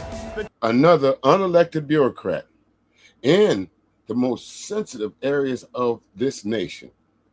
And he got the nerve to get up there and joke with a fucking chainsaw in his hand. White America, y'all let that go too. You let a deposed South African, that his family left South Africa because they got rid of apartheid.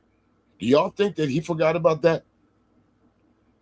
Who was the main people that helped South Africa liberate itself from apartheid? The United States of America. Do you think him or his parents forgot about that?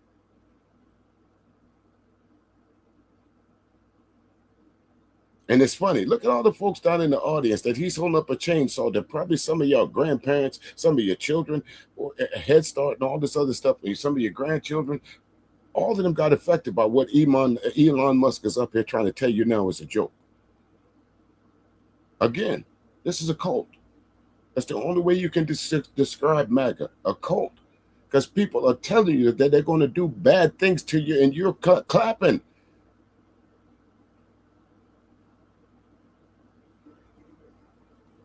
Chainsaw for bureaucracy. Chainsaw. There was some friction, but then there were other examples where it seemed that Vogt and Doge were working hand in glove. And when they did, they could be brutally efficient. The clearest example of this is the Consumer Financial Protection Bureau. We virtually shut down the out-of-control CFPB, escorting radical left bureaucrats out of the building and locking the doors behind them. Vogt was put in charge of it by Trump. He directed Doge operatives to go in and get access to data. At the same time that Vogt himself was shutting down the headquarters and stopping all work. This status quo smashing approach. See this right here? Again, and you're absolutely right that the list goes on there, Richard, of the amount of cults that's been in the United States. But Elon Musk, this was a tweet of his, folks. And look at how many people looked at that.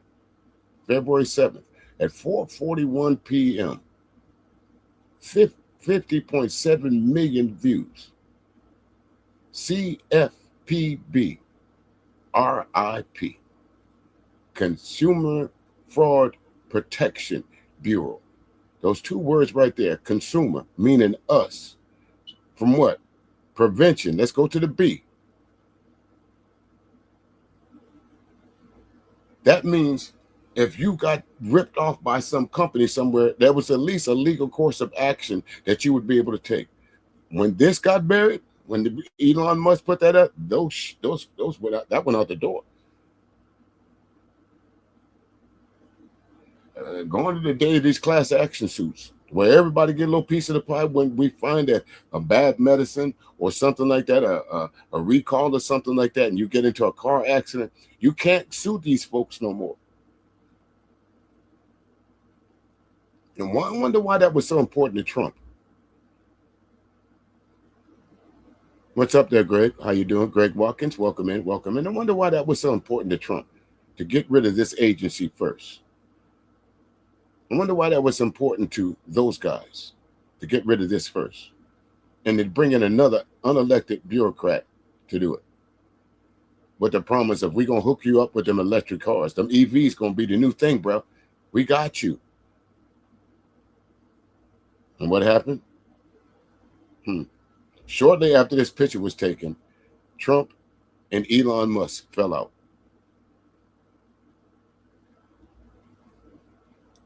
That Elon took.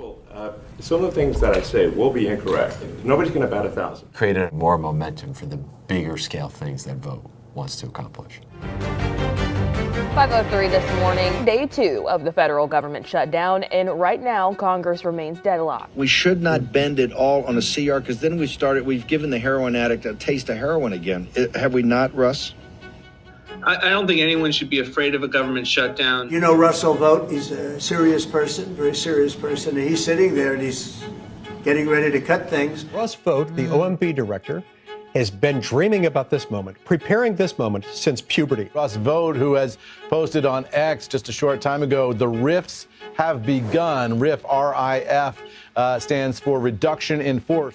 No matter the attacks, the slander, the legal bills, the ended relationships. In Russ Vogt, the cultural battles and the fiscal battle. So this is here what Russ Vogt just said.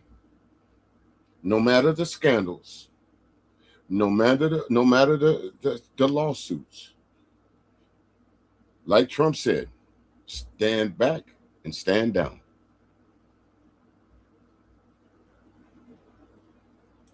Have been brought together.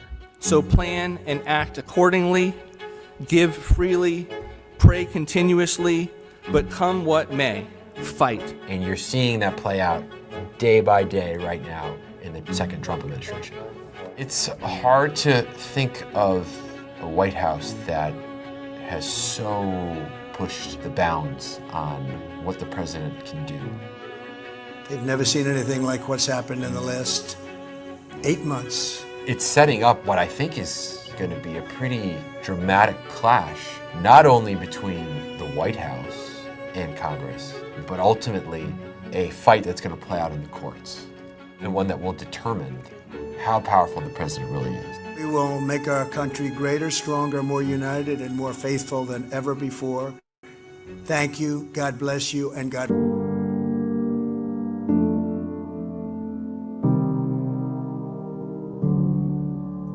Make America great again, huh? That what y'all trying to tell me that Trump is doing? that Trump is unifying the country? Is that what y'all trying to tell me is going on? You're trying to convince me that I don't see, that I have not been on this earth long enough to recognize the difference between a Donald Trump and, say, a George Bush or a Ronald Reagan? That I'm not been around long enough to remember my parents and my folks earlier than me talking about the Kennedy years, the Johnson years, the Martin Luther King era years. Because if you talk to our folks that I know, they will tell you this, not from the 1960 to 1969 was the closest we had to eliminating racism in this country. Because that's when we fought back. That's when we decided to take a stand. We don't do that no more.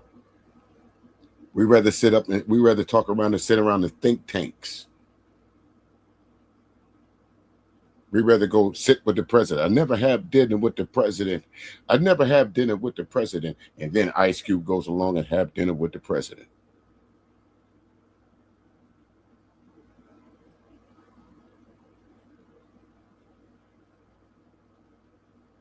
Well, again, it's right. That's what they call it. It's their country. And they don't like being called colonizers. They don't like being called immigrants. But again, if they always like to talk about the old country, and I'll use this as a metaphor here. We all like to watch the old mobster movies, the old gangster movies. And what do they say? You can't be a made man if you can't trace your roots back to the old country. Now let's put Donald Trump into this equation and this cult that they're running. This is a mob cult. This is a snatch and grab cult. This is a corrupt regime, regardless if you want to take it or not. You go look at The Godfather from start to finish and then insert the Trump regime right now. And you tell me they would not be one of those 5 mob families.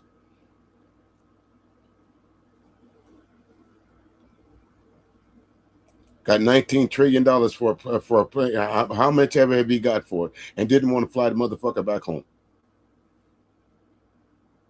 Imagine that. Taxpayer wasted. And what did Elon Musk say? He was going into the federal government to identify waste, fraud, and abuse. I wonder if he identified that.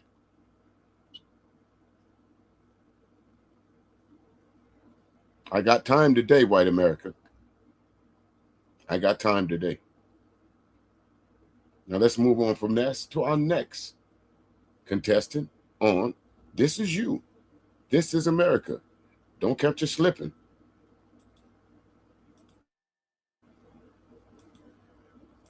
Don't catch you slipping. There you go. In Capitol Hill this morning as hundreds of members of the white supremacist group Patriot Front marched through D.C. The group moved throughout neighborhoods in the district wearing face coverings, carrying American and Confederate flags, and it caught many off guard. Our Sarah Robinson spoke with people who woke up to the march and say that they were shocked and unsettled by what they saw. People living along 6. Now, maybe this time 2 years ago or 3 years ago, they labeled them as radicals, but they marched down Stone Mountain, Georgia. Yeah, around Stone Mountain, Highway 78 in Georgia. Calling cadence. And for all of you who don't know, that's another thing that the military stole from black folks. There was no such thing as that cadence where you hear that rhythm and that soul, that if I live. Sounds like someone singing to you, keep you in time, keep you marching. That came from the voice of a black man. Before the military would allow us in left, right. But when black people became part of the military, guess what? We gave the military something it lacked. Literal soul. Literal soul. You ask any person that's ever been in the Marine Corps. I can't speak for the Army. I can't speak for the Air Force. I can't speak for the Navy. But you ask him, of all the things you remember about boot camp, you remember that black drill instructor that laid that cadence down, that set him down, leaned back, set him down.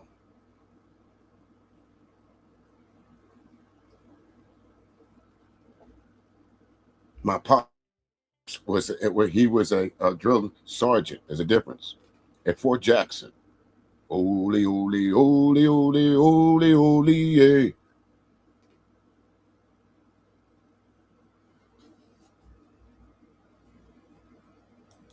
Street near C Street say they woke up to the sound of hundreds of people marching past their homes. At first, they thought it was a parade, so they started taking photos. But their reaction quickly changed to shock and fear when they realized it was the group Patriot Front. That way they don't have to keep them.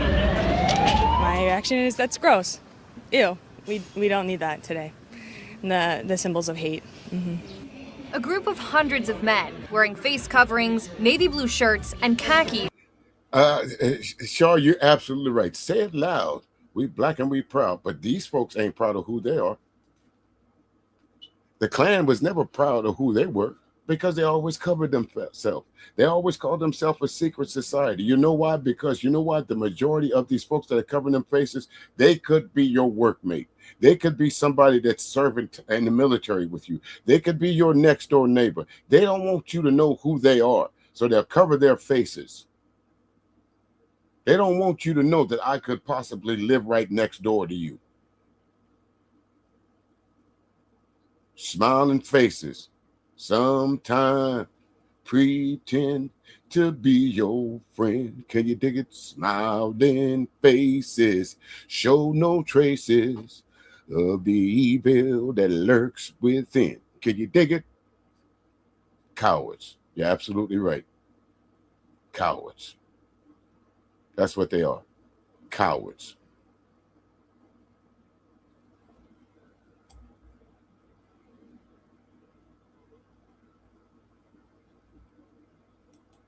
Was seen marching through the streets of D.C., from Union Station to Eastern Market.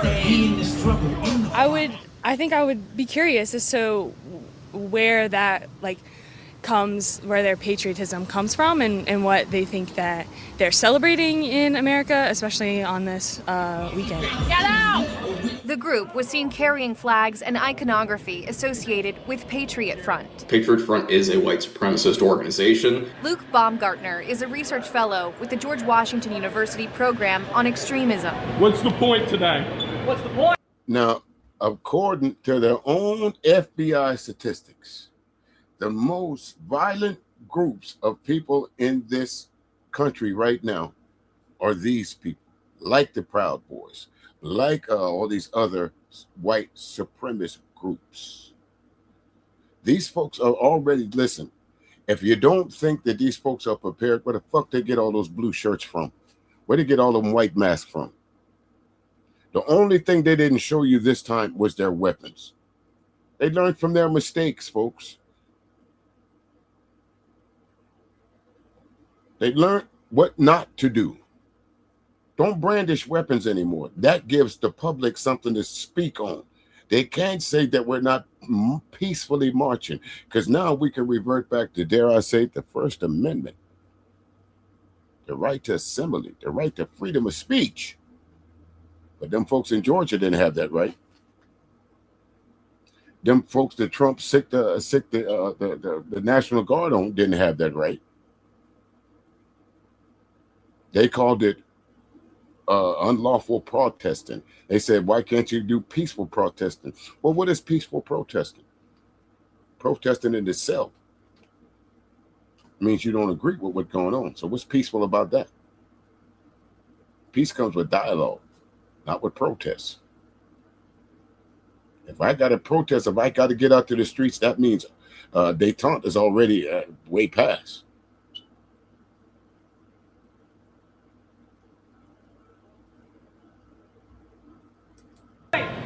National independence, the representation of the nation's cause and our people's interests. But they do like to crouch themselves in this patriotic veneer. They use the Betsy Ross flag, they use the red, white, and blue colors to evoke this feeling of Americana, and basically what they're trying to get at is spread their message that America is a place for only white people. The masked group handed people WUSA 9 spoke with these flyers, stating they, quote, stand against gender hysteria, the murder of the unborn, the corruption of youth, and the assaults against the institution of marriage. They do. Again, If you go back to some of my other streams, I spoke about Sambo soldier Delano Squires. I guarantee you, if you go pick up that flyer and you go back to my stream and you listen to Delano Squires and them other Sambo soldiers that was on that platform, you can almost match those words to what they're saying.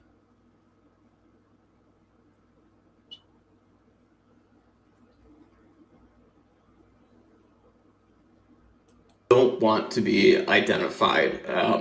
They have jobs, they have families. It's unpopular to say, but they are sometimes normal people with. No, there's nothing normal about this. There's nothing normal about this, because if it was normal, they would not have those masks on. If this was not something that you know that would either cost you your job, your friends, or your family, what's normal about that, sir? See, this is the problem. I have no disrespect to the brother, the brother on the left-hand side of the screen, but this is the problem that I have. You're trying to make this as a normal thing. There's nothing normal about getting up out of your fucking bed in the morning and go marching down the street in 100-degree weather with long sleeve shirts on and mask. There's nothing normal about that.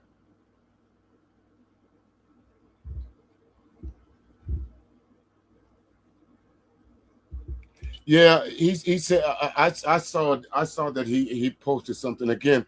Angry Man Blackhawk. He's one of those let me see how much money I can make off something kind of guys. So again, dare I say, sometimes folks will see what you're talking about. Folks will go to a smaller stream and they'll pick off your talking your ideas. I'm gonna say your talking points because can anybody pick off my talking points? Words are words. I don't own them. But they'll pick off your ideas. Ain't that right, Sharp? They'll pick off your ideas and use them like they came up with it themselves. Now, the history of Angry Man's channel says it is. All he does is bash women. That's what he does. That is his bread and butter. So how seriously would I take someone like the Angry Man speaking about that young sister surrounded by these white supremacists? Why would I even take him seriously on that, period? You ain't got nothing to even speak on that. Somebody got mad at me before. I'm gonna speak your name. What's the chick's name that was fucking around with JP? Told me to shut up. You shut up. You shut up. Because you was one of those Angry Man supporters too, even though after he was talking shit. Even though after he flipped the script on y'all, you still supported it.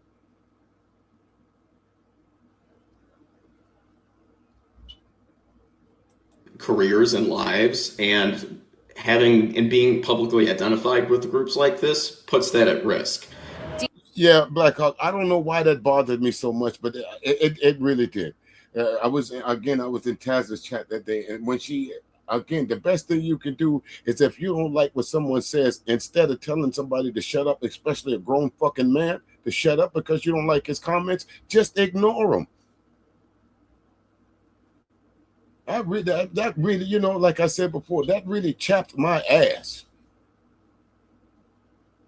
Of all the things that these loose niggas have said to you over the days, I have never disrespected this chick. That's why I said everybody gets it today. Heard somebody else over there saying I'm not a protector of black women. Can you think of a better prospect of saying I jump on panels trying to get in front of these niggas who be up there talking shit, calling y'all the B word and all that? That's why I stopped doing it, because it's not appreciated anymore. Fuck it. You're on your own. That's why I stopped doing it. I had somebody, because I was exposing BGS for telling grown black men to go out there and getting around their children to get to the mama. I had somebody try to dox me, try to dox my information, came onto my platform, trying to put all of my personal information out like they had a right to do so. I know who you was, bitch.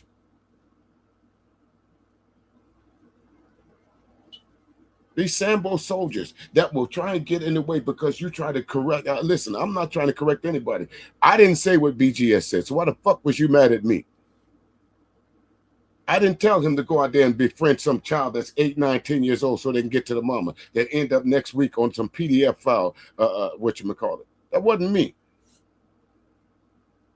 Y'all women's better watch your ass around me from now on, because it ain't no more holding back. And I didn't say women. I said women's.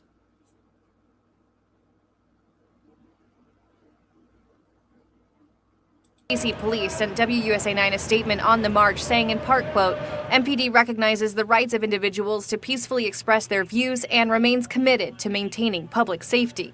Neighbors. Now, have y'all noticed anything yet now that they mentioned the police? Did you see any? Did you see any police anywhere around? And to see it at those men with those masks on. But if 5 black men get together on a corner store, the police is surrounding us.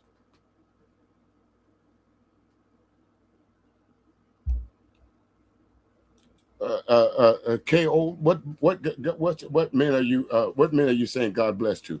Those ones walking around with the mask on. So you're one of them. Are you one of those? Are you saying God bless those men? Are you one of those? Let me know what side of the street you're on. Don't be afraid. Speak up.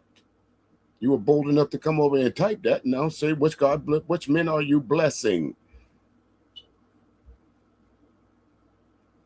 Don't be afraid. Get your punishment. You put it down there. I know who you're talking about, but I want to see if you're bold enough to say, I'm talking about them patriot guys. I'm talking about those guys with the mask on their face. God bless them. That what you're trying to say? I hope they wait a minute. Oh, great spirits of the black community, please invoke the power of Samuel L. Jackson to my voice. You said God bless them men? Fuck them. I hope they burn in hell.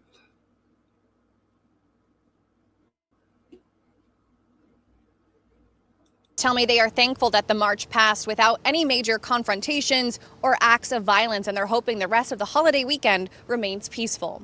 Reporting in Capitol Hill, I'm Sarah Robinson, WUSA 9. Well, we know that the whole holiday wasn't peaceful, because we had mass shootings all over the place. And somebody brought that up. We had these mass shootings in Chicago. We had these mass shootings here. And we're neglecting that white kids, white teenagers running around shooting folks in the back for no fucking reason. It's funny how you white supremacists can find those clips.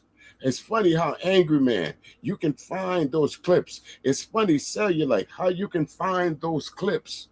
It's funny, Obsidian, how you can find those clips. It's funny, the Rogers report, how y'all can find these clips. It's funny, DDS, how you can find those clips, but y'all can't find a single clip of a white kid doing nothing wrong.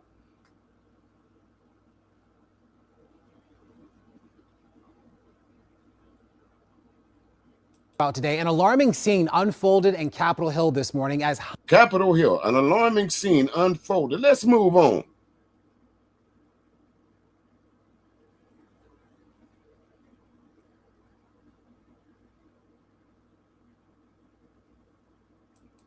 Let's not even talk about that booger bear. Listen, again, I don't hold no. Listen, I don't know what that chick be thinking, but you would think, Black Hawk, that after that debacle, that she went through with Grandmaster Trash with Grandmaster Troll, where he put out all her information, you would think the last thing that she would do is get back on the internet.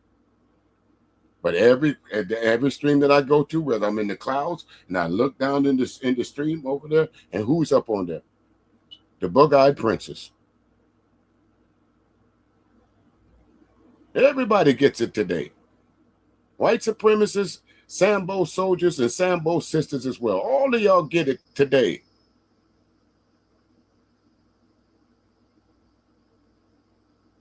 Let me take this off the screen and move on. Tell you I got time today. Normally, to vent my frustration, I listen to music. Fuck that. Not today. I'm not going to spoil my music, with that. Let's what we got here. What's next on the list here?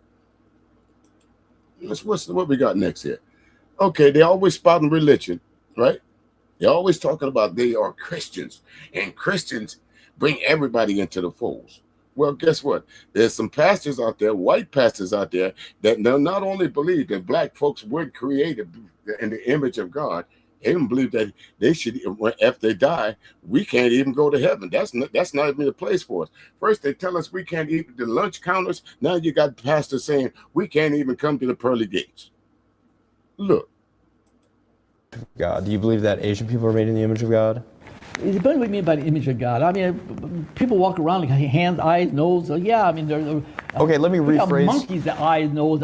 You could almost say they're made in the image of God. So no, Well, we know. I'm talking about the spirit. The spirit is not in the image of God. Well, we know that obviously animals don't have the image of God. Let me rephrase the question. Do you believe?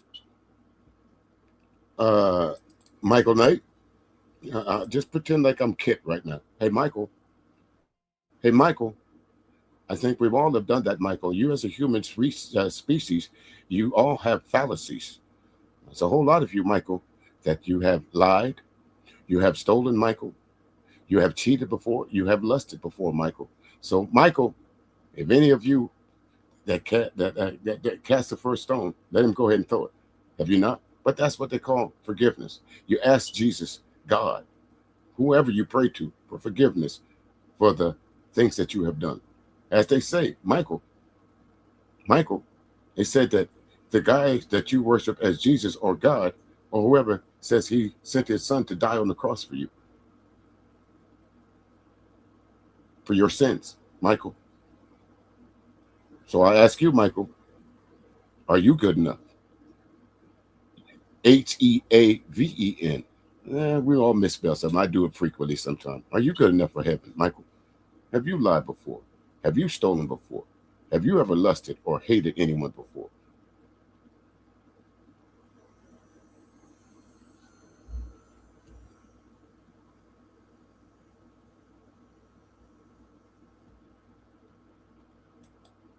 That black people can go to heaven?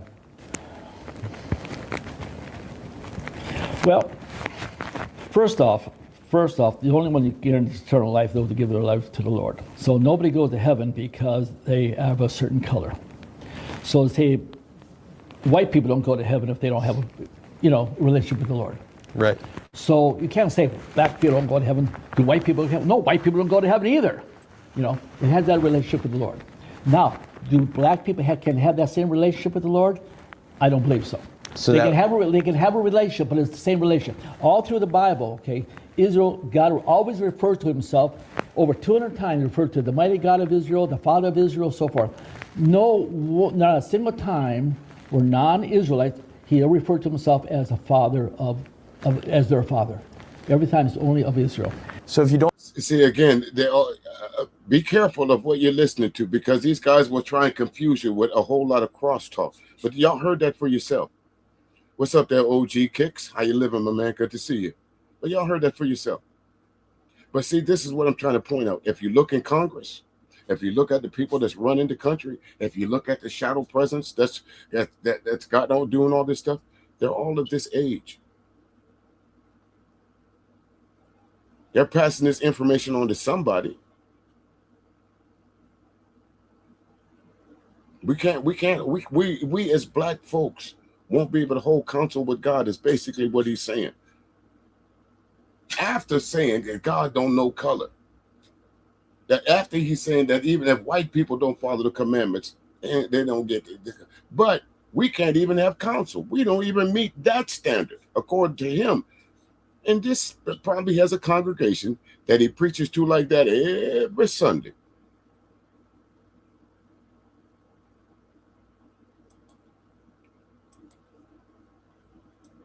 Every Sunday. And this is my brother, this is why they tried to remove Egypt out of Africa, for that reason alone. If you took California and New York out of the United States, would it still be the United States?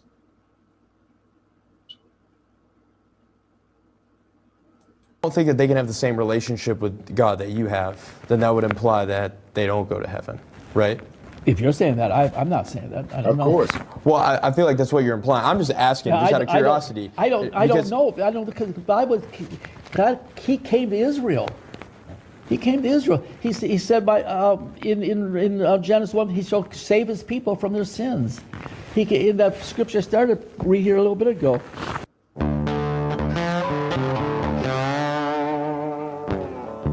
Only a couple months old, and I'm hoping that we can reach 1,000 subs. Once we do that, we will be having panels. So if you want to be a member of one of those panels, go ahead and like, share, comment, and subscribe.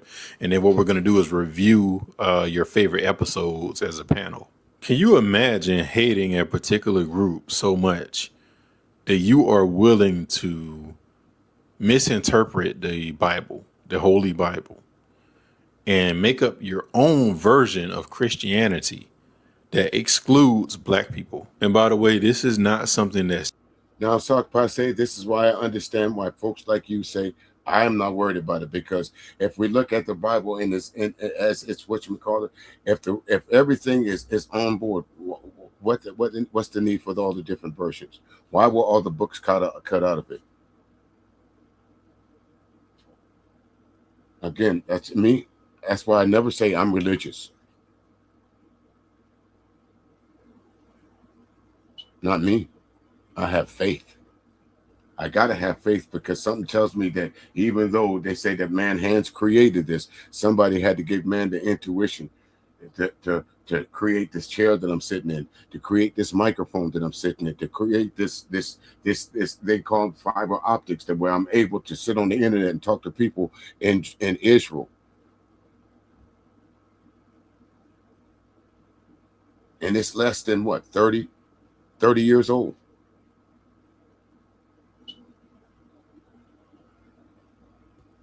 So imagine what kind of hate, like my man said, that you got to have for black people to not understand that what we're doing right now.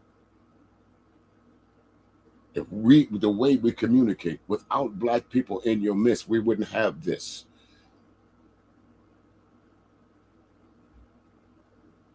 When y'all brought white people from different countries, guess what y'all brought them over here? To create an atomic bomb to where you could go drop it on another country. It's just this sort of small fringe group. This is a very large group of people in America. And now I understand why Sunday is the most segregated, that Sunday morning during church is the most segregated hour in America, as they say. Because you do have some white evangelical Christian churches that exclude black people. They believe that black people can't go to heaven, that black people are not made in the image of God. And that's awfully strange when you look at the book of Genesis, because it clearly places the Europeans, or the countries that would be Europe, into the Isles of the Gentiles. It does that at the very beginning of the Bible. However, somehow, some way, you have pastors that have placed Europe and Europeans at the center of the Holy Bible, even though the majority of it takes place in Northeast Africa. Now, for this episode, I'm not here to debate. Again, one of the reasons why I say this is a religious thing when it comes to, let's remove Egypt out of Africa. And why you think so many historians and so many archaeologists, why they go to that part of the world when it comes to finding religious artifacts? It has to be a starting point for everything. We don't know where the human race will end, but we're smart enough now to know where it began.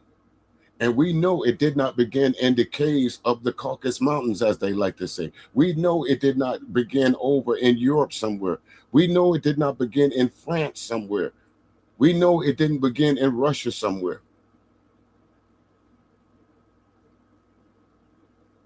And that's actually a great point there, El Boogie. Whites, y'all haven't been around that long. The man that what we call Jesus, the letter J wasn't invented into this alphabet until the 16th century. So what did you call him before that? That is a legitimate question, don't you think? If you didn't have J, What did you call them before that?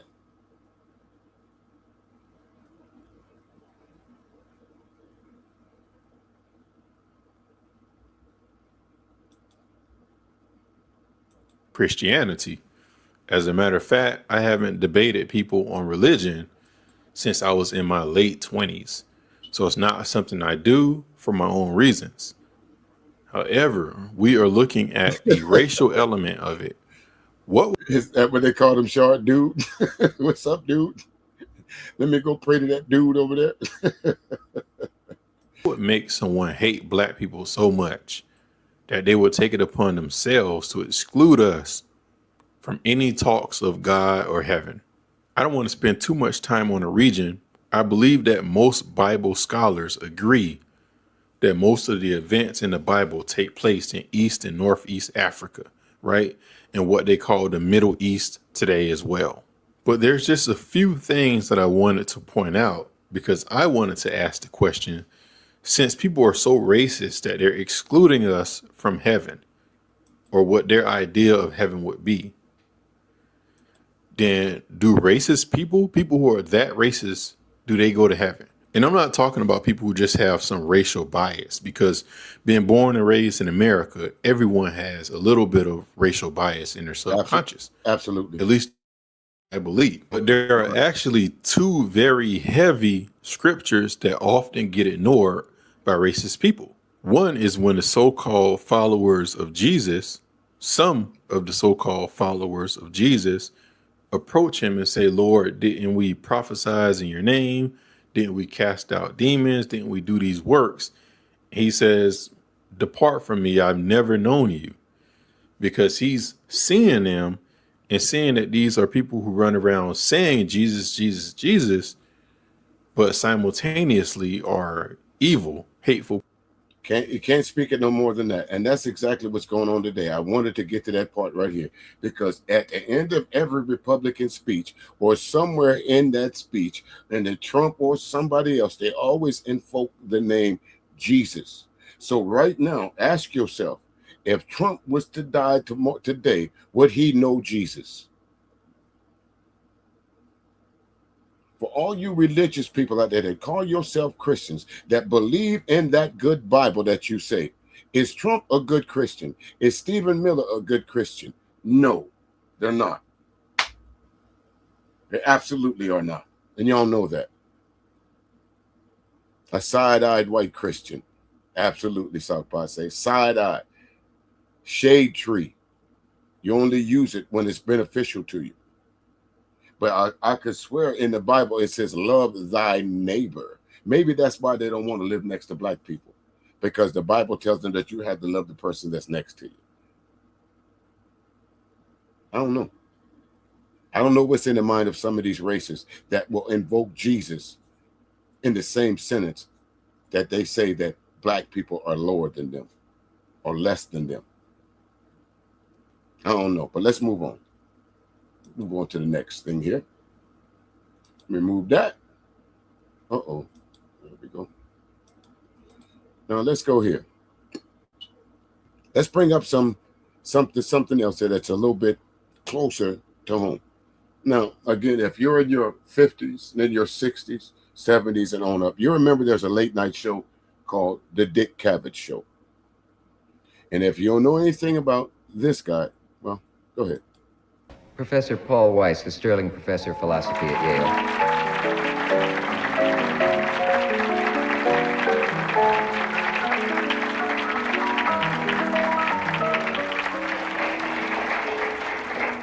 Were you able to listen to the show backstage? I heard a good deal of it, but then I was behind the rostrum here. Yes. So I heard only some of it. Did you hear anything that you disagreed with? Or I disagreed with a great deal of it. And, of course, there's a good deal I agree with. But I think... if you don't know, if you didn't know who that face was, that's Dr. James Baldwin. He was so fed up with this country that he left it, along with so many other folks. They left this country. And, you know, nowadays, as you see, there's a whole lot of black people leaving this country because they're fed up with it. And I was having a conversation with someone, and I said, you know, in my younger days, knowing what I know now, yes, I would pack my shit up and get the hell out of the United States. And so this is what I'm going to tell my young brethren and young sisters. If you have the means, the motive, and the opportunity to go to another part of the world, do so. I've been to Denmark. I've been to Korea. I've been to Japan. I've been to Aalborg, Germany. I've been to Norway. And all those places that I've been to that I just mentioned, the N word never came out of anyone's mouth. Not once. I remember going to Copenhagen and catching a bus there, going to another town called Herning, a little dressmaker town outside of Copenhagen. Got on the bus, me and about 5, 6 other, as we called ourselves back in those days, dark green Marines. And there were some children on the bus that had never laid eyes on black folks before. They were amazed. Because all the stories that they heard of black folks about us were negatives. Every one of them. So when they saw for themselves firsthand that black folks don't have tails, as they said in some other things, that black folks are not monkeys, that others said, they were amazed. Some of this stuff that you'll hear in the news and in the movies, it's not folklore, it's truth. There were white Americans over in other parts of the world telling other folks that looked similar to them that we had tails. That we were cannibals. That we were uncivilized. Now let's see what he disagreed with. He's overlooking one very important matter, I think. Each one of us, I think, is terribly alone. He lives his own individual life. He has all kinds of obstacles in the way of religion or color or size or shape or lack of ability, and the problem is to become a man. But what I was discussing was not that problem, really. I was discussing the difficulties, the obstacles, the very real danger of death thrown up by the society when a black man attempts to become a man. All this emphasis upon black man and white does emphasize something which is here, but it emphasizes it or perhaps exaggerates it, and therefore makes us put people together in groups which they ought not to be in. I have more in common with a black scholar than I have with a white man who's against scholarship. Okay, if that's the truth, before we hear Dr. James Baldwin speak, if that's the case, why was folks like you and in your generation did not want to have black folks educated? That you didn't want black folks in your schools? There is no way that you can tell me that you and Dr. James Baldwin would sit down for a cup of coffee. Not with the ideology that I'm hearing from you. Absolutely no way. And this is another thing. This addresses the trolls that came in here earlier. And this, what I would consider this man on the screen here as a troll as well. Because you trolls come in here or get up on these TV screens and think that you are smarter than the average black man. And when you get a taste of, no, you're not, that same tail that you say we have, you tuck and run.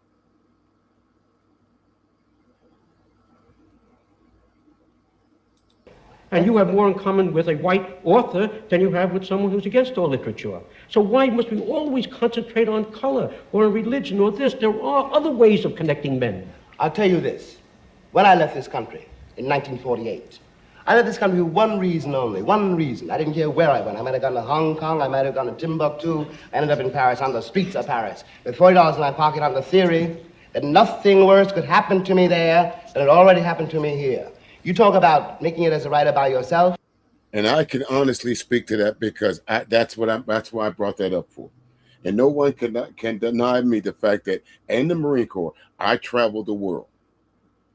The only place I was ever considered a threat or a nuisance was here.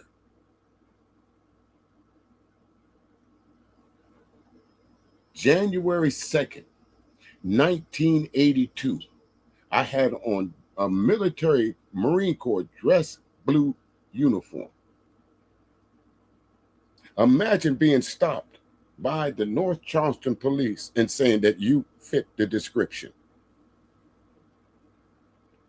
in a uniform, in a Marine Corps dress blue uniform. I fit what description? So the only thing that he could possibly do to me, and I remember this policeman's face like it was yesterday. The only thing that he could possibly do to humiliate me was to have me lay on the ground while it was raining and fuck up my uniform. So when people tell me there's no such thing as racism in this country, I can revert back to 2 times where I can tell you you're full of shit. Another time, my friend Carl Williams, I was a young boy then, didn't understand what the concept of death was. And Carl didn't either. He didn't understand the danger that he put himself in by being outside after the lights went on. If you live from the South, and you know if you live near a radio tower, your parents taught you, when you see that red light come on, have your black ass where I can see you. If it's not in the house, it's in the yard. Carl made the mistake of one day of lingering outside his yard too long. That was his only thing he did wrong, other than his skin color. So when people tell me that James Baldwin and other entertainers left this country because of racism, and then you got some white racist guy trying to tell him, no, you're wrong about that. All you got to do is be a man. This is what scares you, the man that you're talking to. You want this man to be a boy. You want me to be a boy. You want me to bow down to you. And them days has been long over. You tried to hide this guy from us. How many of y'all in high school ever heard of Dr. James Baldwin in the 8th, 9th, 10th, 11th grade? Any of you? If your parents didn't tell you about him, did you know of him? You had to be able then to turn off all the antenna with which you live, because once you turn your back on this society, you may die. You may die. And it's very hard to sit at a typewriter and concentrate on that if you're afraid of the world around you. The years I lived in Paris did one thing for me. They released me from that particular social terror, which was not the paranoia of my own mind, but a real social danger visible in the face of every cop, every boss, everybody. And those are not stock photos there, folks. And that look at this. Again, people say things change. No, I say the more things change, the more they stay the same. Look at this. Why would these men be out in their underwear? For what reason would you have these men lined up in their underwear?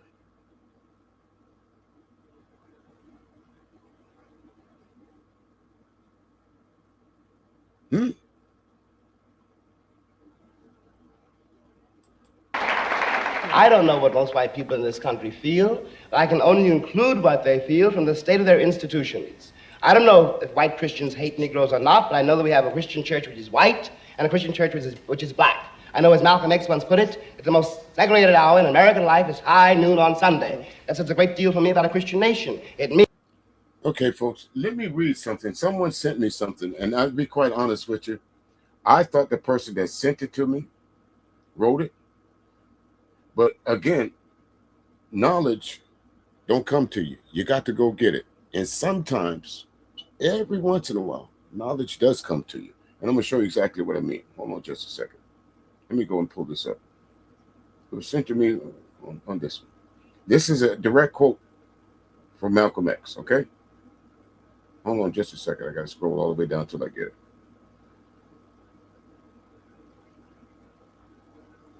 All right. Here we go. This is a direct quote from Malcolm X. If the white people really passed meaningful laws, it would not be necessary to pass any more laws. There are already enough laws on the law books to protect an American citizen. Notice, to protect an American citizen. You only need additional laws when you are dealing with someone who is not regarded as an American citizen.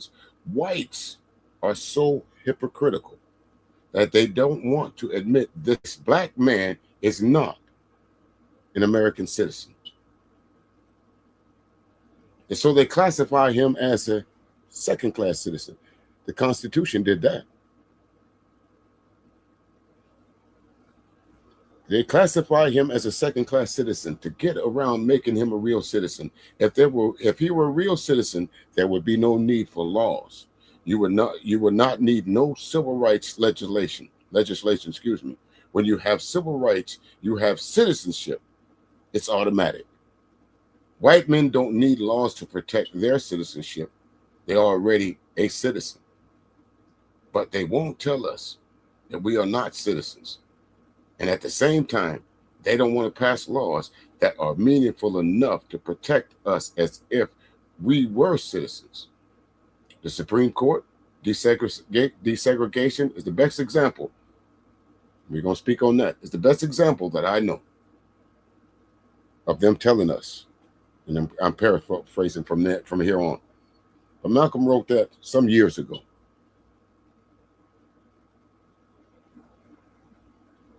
And he's absolutely right.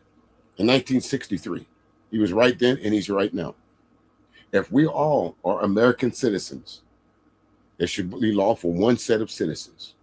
There would be no need for the 13th Amendment. There would be no need for the 14th Amendment. There would be no reason for civil rights laws. There would be none of that if you, as white America, considered us full-fledged American citizens. You have to remind yourself, if from time to time, by passing a law here or passing a law there, that they are American citizens, you know. Or like someone came in there early telling me to go back to whatever country I came from. I came from this country. Is Kentucky in another country? I was born in Fort Knox. That sure should hold some special meaning to a lot of y'all. Fort Knox, ain't that where they keep the gold? I'm one of them gold standard babies. I still can't get no respect like Roger Dangerfield. Just no respect at all. Means that I can't afford to trust most white Christians and certainly cannot trust the Christian church. I don't know whether the labor unions and their bosses really hate me. That doesn't matter, but I know I'm not in their unions. I don't know if the real estate lobby is anything against black people, but I know the real estate lobbies keep me in the ghetto. I don't know if the Board of Education hates black people, but I know the textbooks they give my children to read and the schools that we have to go to. Now, this is the evidence. You want me to make an act of faith, risking myself, my wife, my woman, my sister, my children, on some idealism which you assure me exists in America, which I have never seen. Have never seen. You want me to put our trust, our faith, our hopes, an American dream that since in the last 250 years, you have tried to wipe us out of. You want to tell me that I lay in the same playing field that you play in. When everything I see in front of me in the life that I've lived as an American citizen, everything that I see, not all things, but enough things to tell me that my ancestors, those folks that came before me, caught hell in this country. And it also tells me that the people that I leave behind is going to catch hell as well. And speaking of leaving folks behind, Brother Malcolm. In our discussion of minority groups, we have with us two guests. One is Minister Malcolm X. Shabazz, one of the top leaders of the Nation of Islam, or the so-called Black Muslims. So-called. And we also have Mr. Herman Blake. Or the so-called Black Muslims, not even given their religious ideology respect. And you thought y'all thought that Angry Man was something that was new. Y'all thought that Angry Man and the BGSs and the rest of them Sambo soldiers was something new. This shit was going on. I told y'all, them Sambo soldiers came on the boat with us. Here's one that was born, that was around in the 60s. Watch. One of the teaching assistants in the course. We will discuss today some of the goals and some of the strategies of the Nation of Islam. And I wonder if Mr. Blake might start it off by asking Mr. Shabazz a question. Minister Malcolm, the thing that I thought might be good for starting it off is to talk about one of the most pervasive beliefs in the general society about the Nation of Islam, and that is that it is an organization dedicated to the use of violent means to attain its goals. The question I have is, how true is this, and why do you think it persists in society? Well, the Muslims who have accepted the religion of Islam and follow the religious guidance of the Honorable Elijah Muhammad have never bombed any churches, have never murdered any little girls, as was done in Birmingham, have never lynched anybody, have never at any time been guilty of initiating any aggressive acts of violence during the entire 33 years or more that the Honorable Elijah Muhammad has been teaching us. The charge of violence against us actually is from the complex that exists. And El Boogie, I agree with you 100%. I agree with you.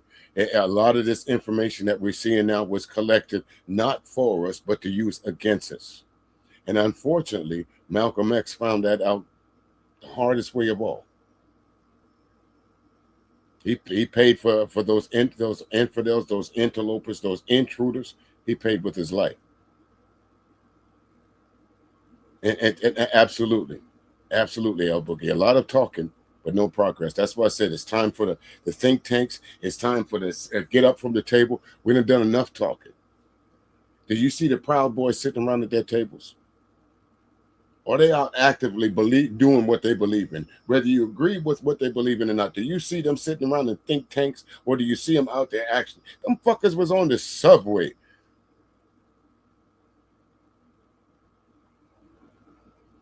So you're absolutely right, El Boogie.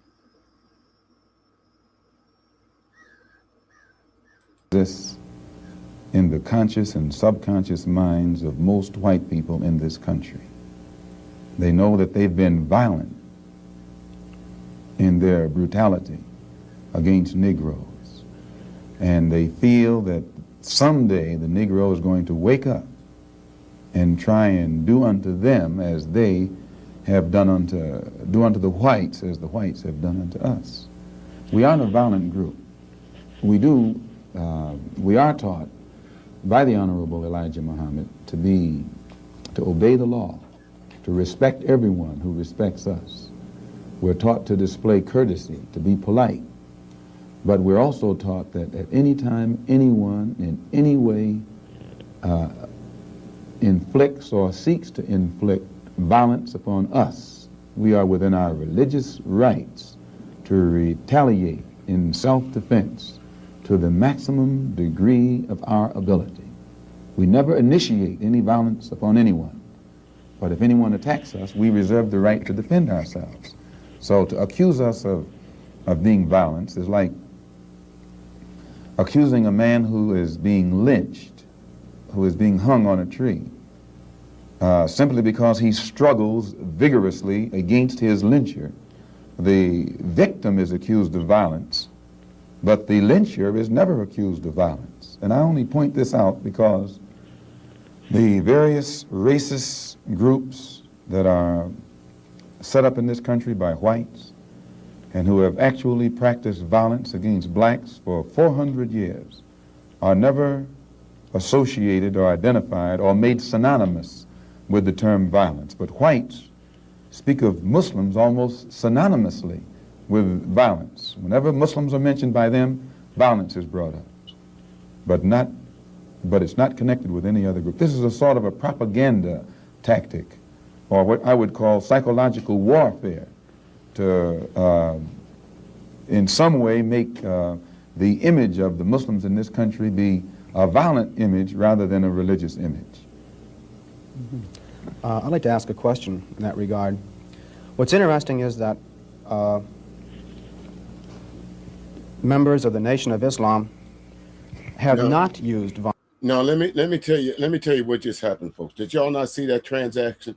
Y'all did not see, not transaction, but transition. Let's go back. I want y'all to pay attention to what just happened. Let me see if y'all catch it. Tactic, or what I would call psychological warfare, to in some way make the image of the Muslims in this country be a violent image rather than a religious image. I'd like to ask a question in that regard. Look at the Sambo soldier. Look how he shrinks. Look how his handler takes over because how Malcolm just dismantled him as eloquently as he possibly could. And see, this is the difference between these Sambo soldiers of the day and back then and then. At least they had a little decorum. At least they would take the time to listen. Go over there on the Angry Man's platform and see if he'll listen to you about when he's wrong. You're out your mind. See, what you're not going to say is, go over there and listen to BGS. They call him the master teacher, the master ass wiper, BGS, bubblegum, already been chewed. Lost his flavor a long time ago. This motherfucker still running around chasing Pam Grier.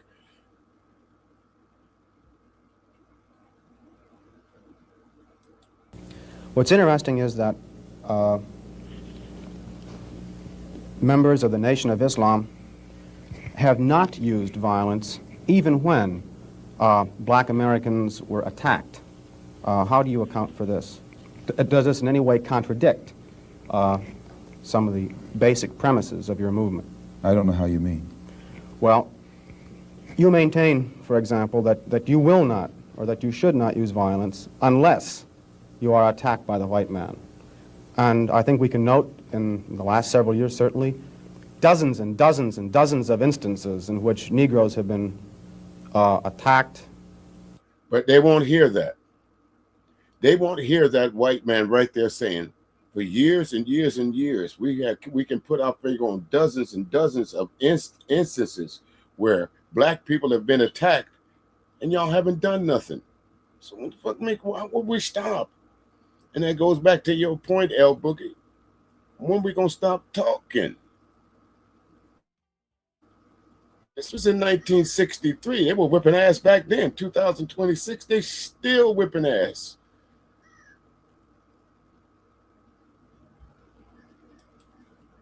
This is 1963 there, man. Hey there, Big J. What's going on, big brother? Killed in some instances. You mean in these demonstrations? These demonstrations and the bombings, for example, recently in Birmingham where they killed 4 little Negro girls. And what interests me is the fact is that the Nation of Islam has not done anything to retaliate. I think you should be happy. The important thing is... And he's right. I think you should be happy that black people showed a level of restraint when those 4 little girls were killed in Birmingham, because you saw what happened in 1965 in the Watts riots when black people said they had enough, burnt up everything.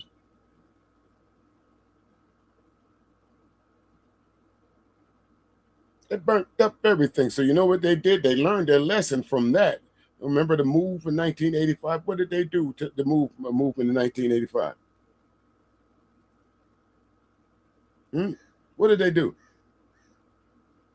They blew up an entire city block. They sat out and wait for folks. They set the building on fire, wait for folks to come out, and shot them as they came out. Unarmed.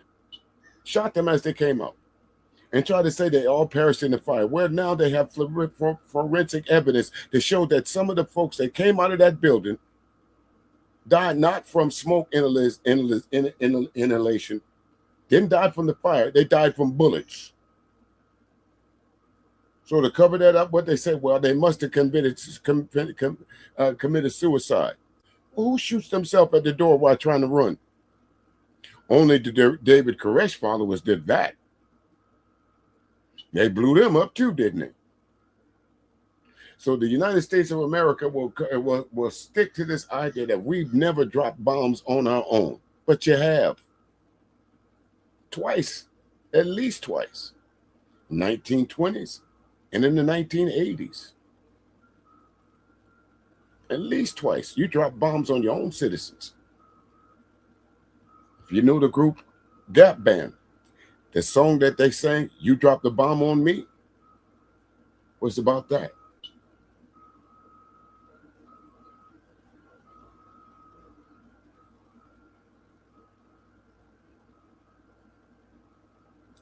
Does your lack of action contradict any of your basic principles? I'll explain it.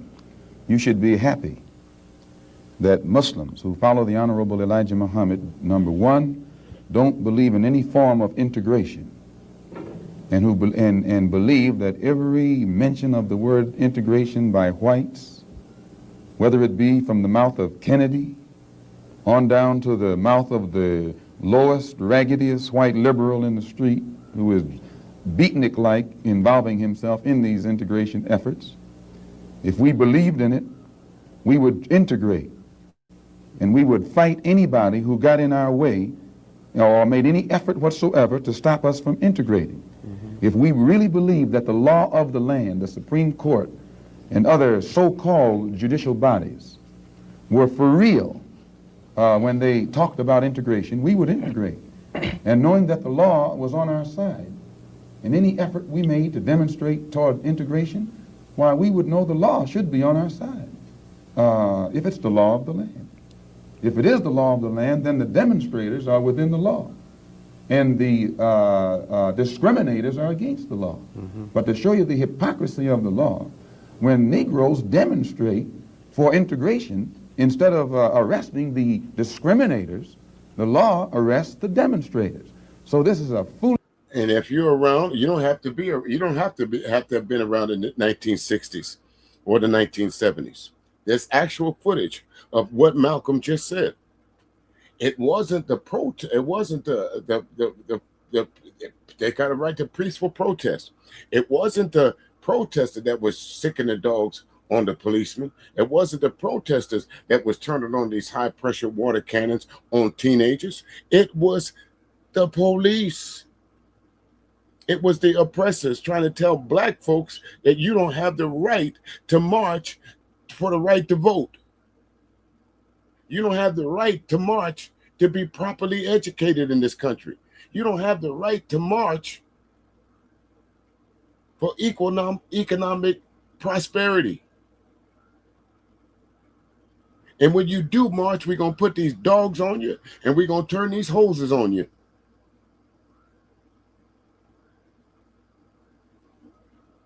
You ain't got to go back to 1963, 64, 60s, and 80s, in the 68, 69, 70. You ain't got to go back. There's footage of it. You ain't got to be, you don't have to be reminded of what Bloody Sunday was. There's footage of it. You want to know who Bull Connor is? It gives your whole Wikipedia, tell you every nasty aspect of that man's life. But you, as white America, you refuse to go and pick up that book that'll educate you on some of the heroes that you have weren't heroes. They'll be in hell.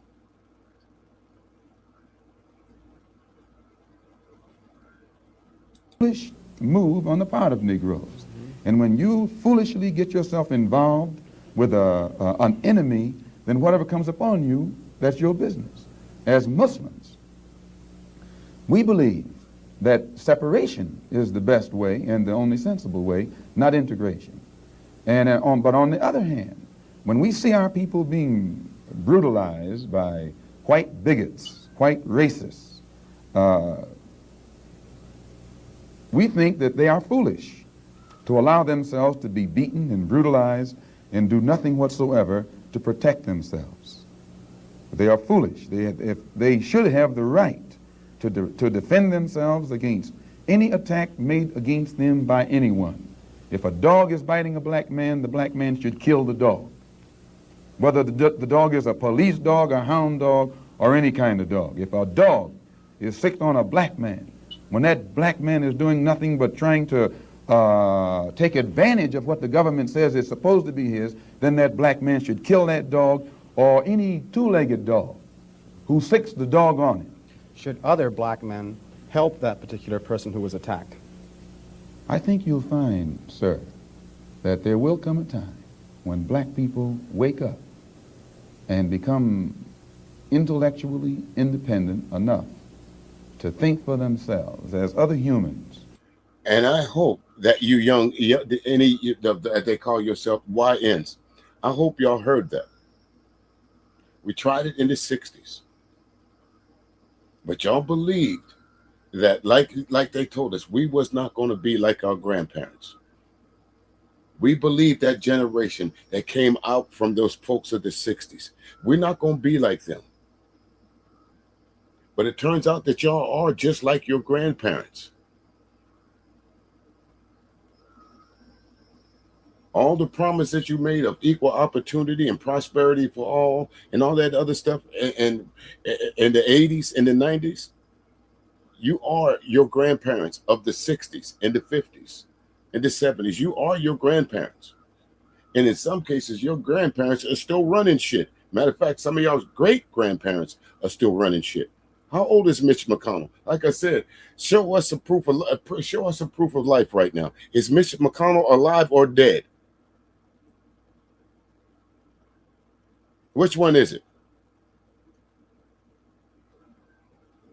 A little bit more here. Are intellectually independent enough to think for themselves, then the black man will think like a black man, and he will feel for other black people. And this new thinking and feeling will cause black people to stick together. And then at that point, you'll have a situation where when you attack one black man, you are attacking all black men. And this type of black... I'm sorry, Brother Malcolm. Brother Malcolm, I know that seems like maybe back in 63, but we got too many angry mans out here right now. And angry man, if you ever listen to this, the reason why I use this, because you identify yourself as Beano, black in name only, thinking that you're helping the community. Cellulite, same with you. I don't have nothing against y'all personally. I have everything against what y'all stand for and what you speak about.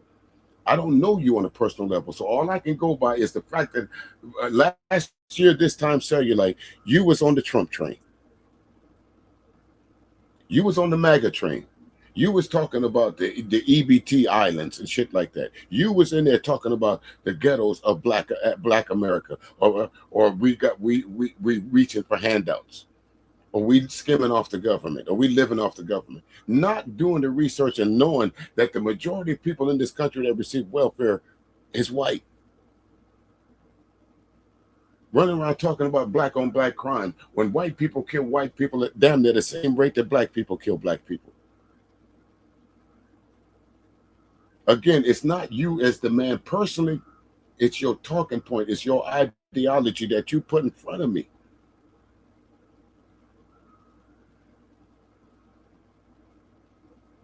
Brother Malcolm? Thinking will cause all black people to stick together. And this type of thinking also will bring an end to the brutality inflicted upon black people by white people. And it is the only thing that will bring an end to it. No federal court, state court, or city court will bring an end to it. It's something that the black man has to bring an end to himself. And that's something that we have, as black men, have to bring, because we see what the Supreme Court did. You see how they gutted out Section 5 and Section 2 of the Voting Rights Act and all that other stuff. We saw the Ray Sambo, as in Clarence Thomas, that led the charge for that. So as a collective, as long as we have Sambo soldiers like Clarence Thomas, we're never going to be a collective. So it goes back to the same thing. If you are young enough in this country right now to pack your shit up and leave and go find you someplace to where people don't judge you by the color of your skin, only by your merits. People don't look at you and say, you ain't qualified for this just because your name is LaQuisha. I'm not saying there's not racism in the other countries.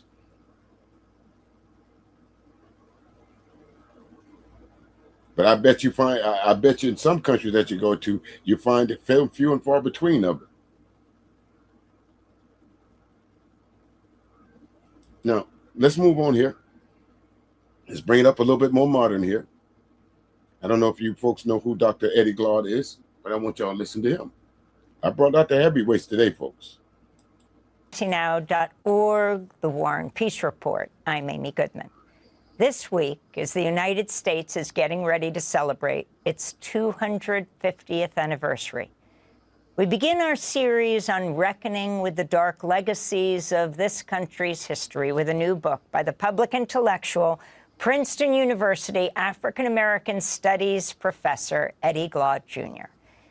The book is called America, USA, How Race Shadows the Nation's Anniversaries, a blistering look at the stories we tell ourselves about our past and present. The book centered around the major celebrations of the United States milestone birthdays. Now, I want you to look at the difference for those of you around in 1976. I know there wasn't nobody around 1776, but for those of you around in 1976 that remember the patriot, I wasn't quite, I think I might have been right at becoming a teenager right about that time. But you gotta look at the, how do I say this? The difference in this celebration and that celebration. Coins was being commemorated. Everybody had to get that quarter, that half dollar that says 1776 to 1976 on it. That's a keepsake. Now we look at what Trump did. He pretty much hijacked your 250th celebration as a nation for his own purposes. If you saw what went on this past weekend, people passing out, shit falling down, all kind of things not working, no air conditioning, folks had to walk. What happened to all that money y'all put into Donald Trump and this so-called 250th celebration? Money was used elsewhere for other things. He got y'all again under the guise of you being patriots. P.T. Barnum said it best. Sucker born every fucking minute. From 1876, 1926, 1976, now the 250th in 2026. And in each time, an enduring refusal to face its true history.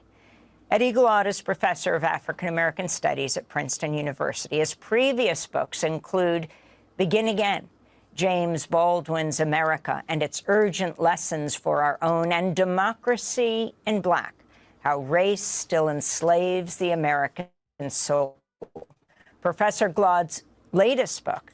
And for those folks that like to read, I would suggest you put this on your must-read list, all three of these books. Especially this one in front of you, Democracy in Black.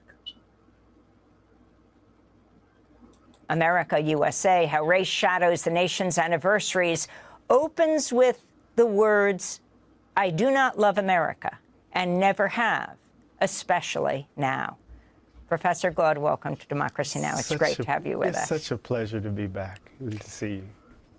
So start with those words. Yeah. Talk about why you opened your book in that way.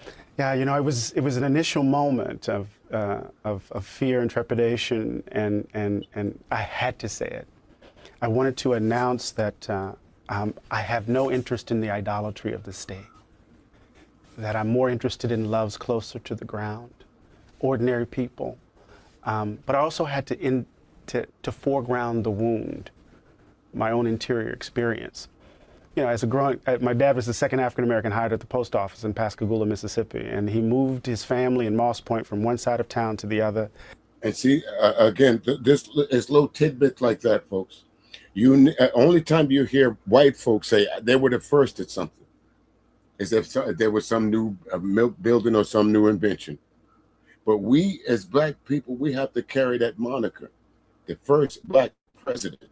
The first black person to graduate from Yale, the first black person to have a TV series, the first black person to do this, the first black person to do that. Why? If this country is so built on equality and the American dream. Why we always got to use this moniker of being the first black person to do anything? In 2026, there should be no such thing as the first black person to do something. It should be the first person to do something. Still prevalent. 2026, 250 years of being the first black person. Chris Bixade was the first black person shot in a Revolutionary War. That's a hell of a lineage, isn't it? And I've told this story in Democracy in Black. I'm playing with my Tonka truck and with my new friend, and his dad came out and said, "Stop playing with that N-word." And at that moment, America told me what it thought about me. Glenn Gardner, if you're out there, if you ever got listened to this, remember what your uncle and aunt told you when we went to your house? Get that N-word out of my yard, and don't you never bring him back here again. Get that N-word out of my yard. That didn't stop me and Glenn from being friends, did it, Glenn? We just know not to go to your house. And to this day, even through that, Glenn, I knew that's not who you were. I knew that's who your people were. And I never held that against you, because I know that's not who you were.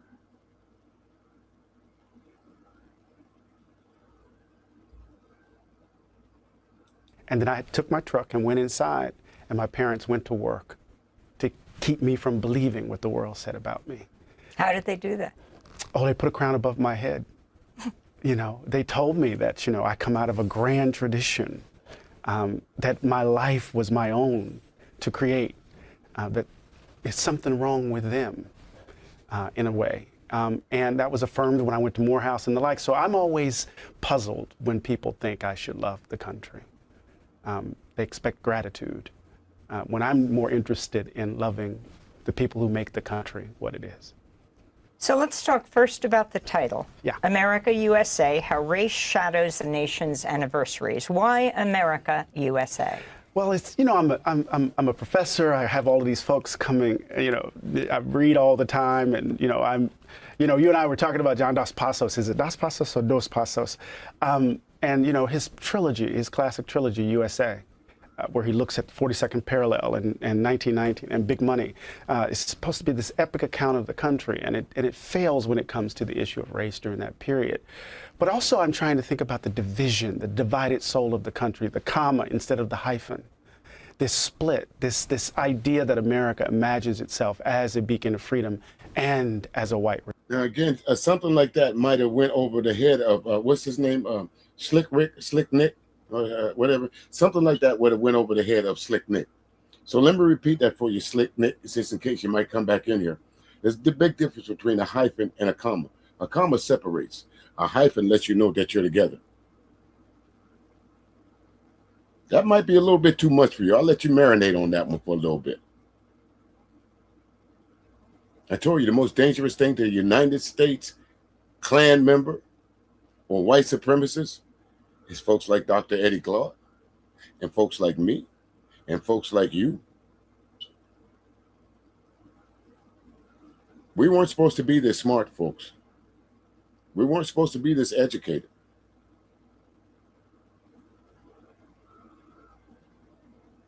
Republic.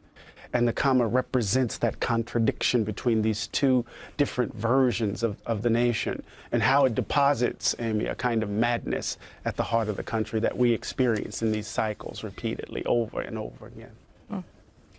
Let's go back to 1776. What does it mean to you? What do you teach in class? Yeah.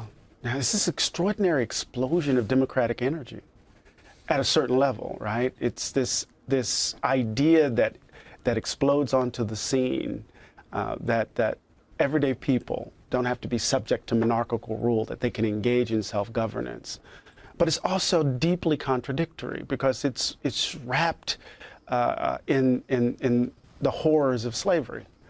right? And so 1776 for me is this moment of profound complexity and contradiction, right? Where you have this idea that everyday ordinary people can engage in self-governance, but it happens alongside of the horrific relationship between the trafficking of black bodies and the introduction of the modern world. Absolutely, Dr. God. Let me add to that by saying this. If you look at the Constitution, if you go to the Constitution and look at whatever the star-spangled banner, and you look at those two documents, they go out of their way to identify black men, or at this time slaves. It's not included. And the Constitution took three or four of us to make one. In the third stanza of the Star-Spangled Banner, what does Francis Scott Key write? There'd be no refuge for the slave. Go into the description that I put down there, and you can read it verbatim. For those who helped the British, for those who was to help the British, there'll be no refuge for you.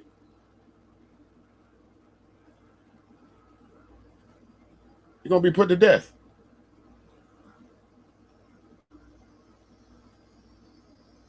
And these things are happening all at once. Colonial settlers, all this stuff is happening at once. So we have to unpack that date for what it represents in so much. So you talk a lot about Philly. You've spent a lot of time there. Yeah. You're a Princeton University professor in New Jersey, and I was just in Philadelphia. A National Park Service exhibit about slavery has been the subject of months-long court battle between the city of Philadelphia and the federal government. Now, if you go back earlier to what we were talking about, the one guy, he told you, if nothing else, let us take them.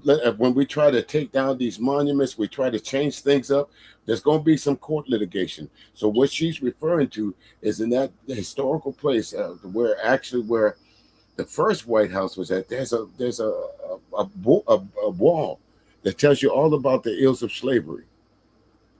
Trump and his regime didn't want that there. It took litigation, damn near up to the Supreme Court. They took it down, but a court system had to make them put it back up. And then they're taking their time about that. They identified that as, dare I say to use the word, CRT. Not history. Following President Trump's, quote, restoring truth and sanity to American history executive order, the National Park Service removed a display from a historic site known as the President's House along Independence Mall in Philadelphia. Of course, the President's House was the first White House, it was for George Washington. The exhibit describes the lives of 9 enslaved men and women who lived in one of the homes George Washington occupied. Yeah, we can't mess George Washington's name up like that. You know, he never told a lie, and he chopped down that cherry tree that belonged to his dad, and he couldn't lie about it. Same motherfucker that had slaves. Father of your country had slaves too, and y'all don't even want to know. Y'all want us to know about George Washington, but y'all don't want us to know about the people he kept in bondage. That's considered CRT. We'll only go through a little bit more. President. Philadelphia sued the federal government over the exhibit's removal in February and initially won. But earlier this month, an appeals court panel of 3 judges unanimously sided with the federal government, saying Philadelphia has no authority over a federally owned site. The Department of Interior has proposed a new exhibit that would contain fewer references to enslaved people and place less emphasis on George Washington's history as an enslaver. Philadelphia Mayor Parker has vowed to continue pursuing legal avenues to reverse the decision. It's unclear what might appear at the president's house site on the July 4th weekend when the city's expecting a rush of tourists. Since the exhibit's removal, however, volunteers in Philadelphia have been standing at the site and sharing the original text that was removed from the exhibit with visiting tourists. It's like they're... And that's all you can do, folks. That's why I say black people are resilient. We really are. If you stop us from doing something, we're going to find a way to do it another way. We are a resilient group of people. We always have been, and we always will be. Even in the face of adversity, even when they try to wipe us off the map as far as American history is concerned. Well, whether you like it or not, America, we are. Black people are. We are American history. We always will be American history. From the Dr. James Baldwin to the Muhammad Ali's to the DJ Musics, we are American history. And this is why I do what I do, because one day somebody might look, after I'm long gone, somebody might look at this stream and say, damn, this was going on in 2026. I'll call your attention back to that young black woman sitting in that rail car right now, surrounded by folks that she know that don't like her. But you know what the write-up was about this young lady? It's not that these white supremacists took over this train. They went and found whatever criminal record they could dig up on her. Sound familiar? For her being on the train that day, when these Proud Boys and these insurrectionists and all these other folks, these patriot folks, when they decided to get on the train, her punishment was for somebody, because she happened to be there, to go dig up her past.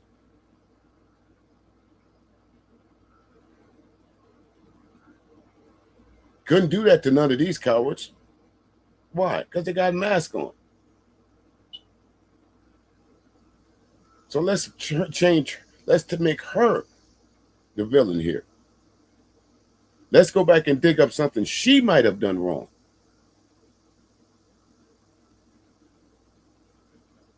Well, that's what Stephen Miller did. That entire Stephen Baker, whatever. I don't know why I want to say Stephen Miller or Stephen Baker. There must be a Stephen Miller in my past or Stephen Baker in my past somewhere, because I keep using those words. So again, look on the left side of the screen. This is what I mean by y'all told us you were going to be better than your grandparents. On the left side of the screen is your grandparents. Can see that little girl right there? That's one of y'all's mamas now. These folks on this train, that's one of y'all's mamas. That little girl right there, that's one of y'all's mamas.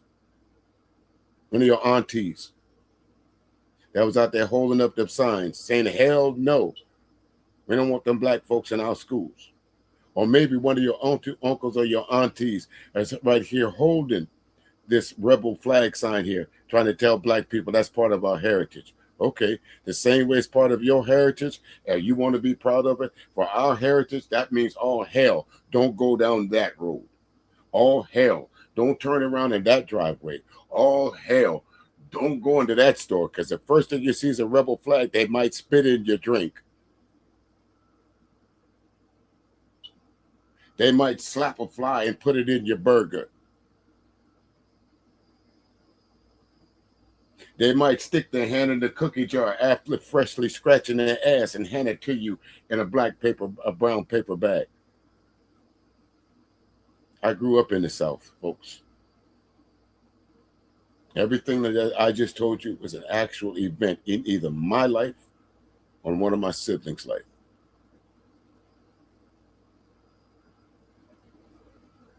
And with that, ladies and gentlemen, it's time for me to get out of here.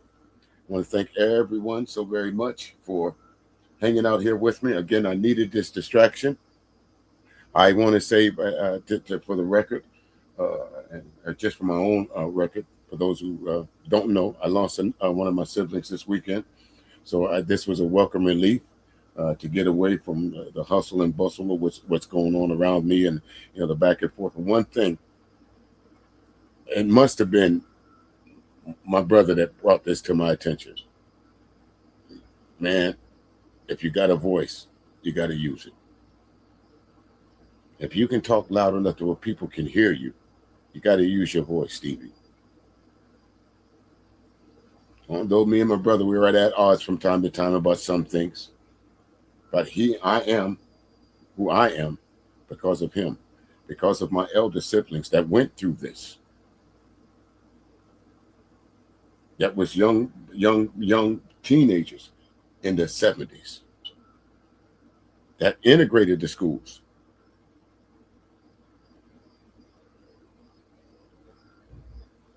Well, thank you, El Boogie. It's always a pleasure having you here, but I'm about to end this right here pretty soon, just in a few more minutes. So again, thank you. And for all of you folks that stopped in, Just As Shar, Sandy, of course, El Boogie, Sock Passe, ABT, Big J, Mandy. Who else we got up off of here? Even the trolls. Thank y'all for coming in, because y'all, you know what you did when you came in here, you gave my little stream some light. In your haste to be nasty to me, maybe you might have said, you know what, it wasn't as bad as I thought it was going to be. My brother that's from Israel, thank you so very much. I can't read your name because I don't know how to read your language, but thank you so very much for your commentary. Michael Knight, thank you. OG Kicks, thank you very much. Danny, thank you so very much. Who else we had up off? And I'm just scrolling through. Black and Proud, always a pleasure, my man. Let's see what else we had up in here. I go through Mandy. Again, thank you, Jay Blue. I'm just scrolling through. I want to acknowledge everybody because you folks are part of my history as well. So, Richie Rich, thank you. And my man, let me see who else we got up in here. Let's see.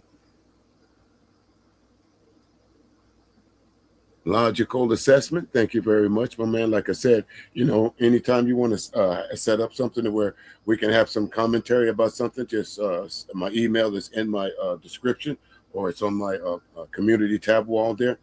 Drop me an email about the commentary or the source so I can do my research on it, because I always like to come in at least having an idea of what I'm talking about. So again, folks, thank y'all so very much. Again, DTL, rest in peace, good brother. We'll miss you, but I'll keep doing what I'm doing here. You know what I mean? So y'all have a good day. Watch your 3, your 6, your 9. Remember, grace a day costs you absolutely nothing, ladies and gentlemen. Say hello to someone, might change the way they're thinking, might change the way they're living. You never know. You walk past them. Don't say hello. Till then, we out. Look, all you motherfuckers been snitching for him and shit. Now you standing up in here, goddamn it, talking about preaching preacher. Fuck that nigga. Fuck that. I'm gonna shoot your ass too, motherfucker. Keep on. You gonna get shot too, nigga. You gonna get shot. God bless the fool, goddamn it. God bless the fool. Now, I'm gonna tell y'all something. I'm gonna end this goddamn thing. Look, where's that goddamn money bowl at? Who got that money bowl? We're taking that money right now before you leave this bitch. We ain't leaving out here for free, motherfucker. Yeah. Y'all know the motherfucker ain't no good. You want, look.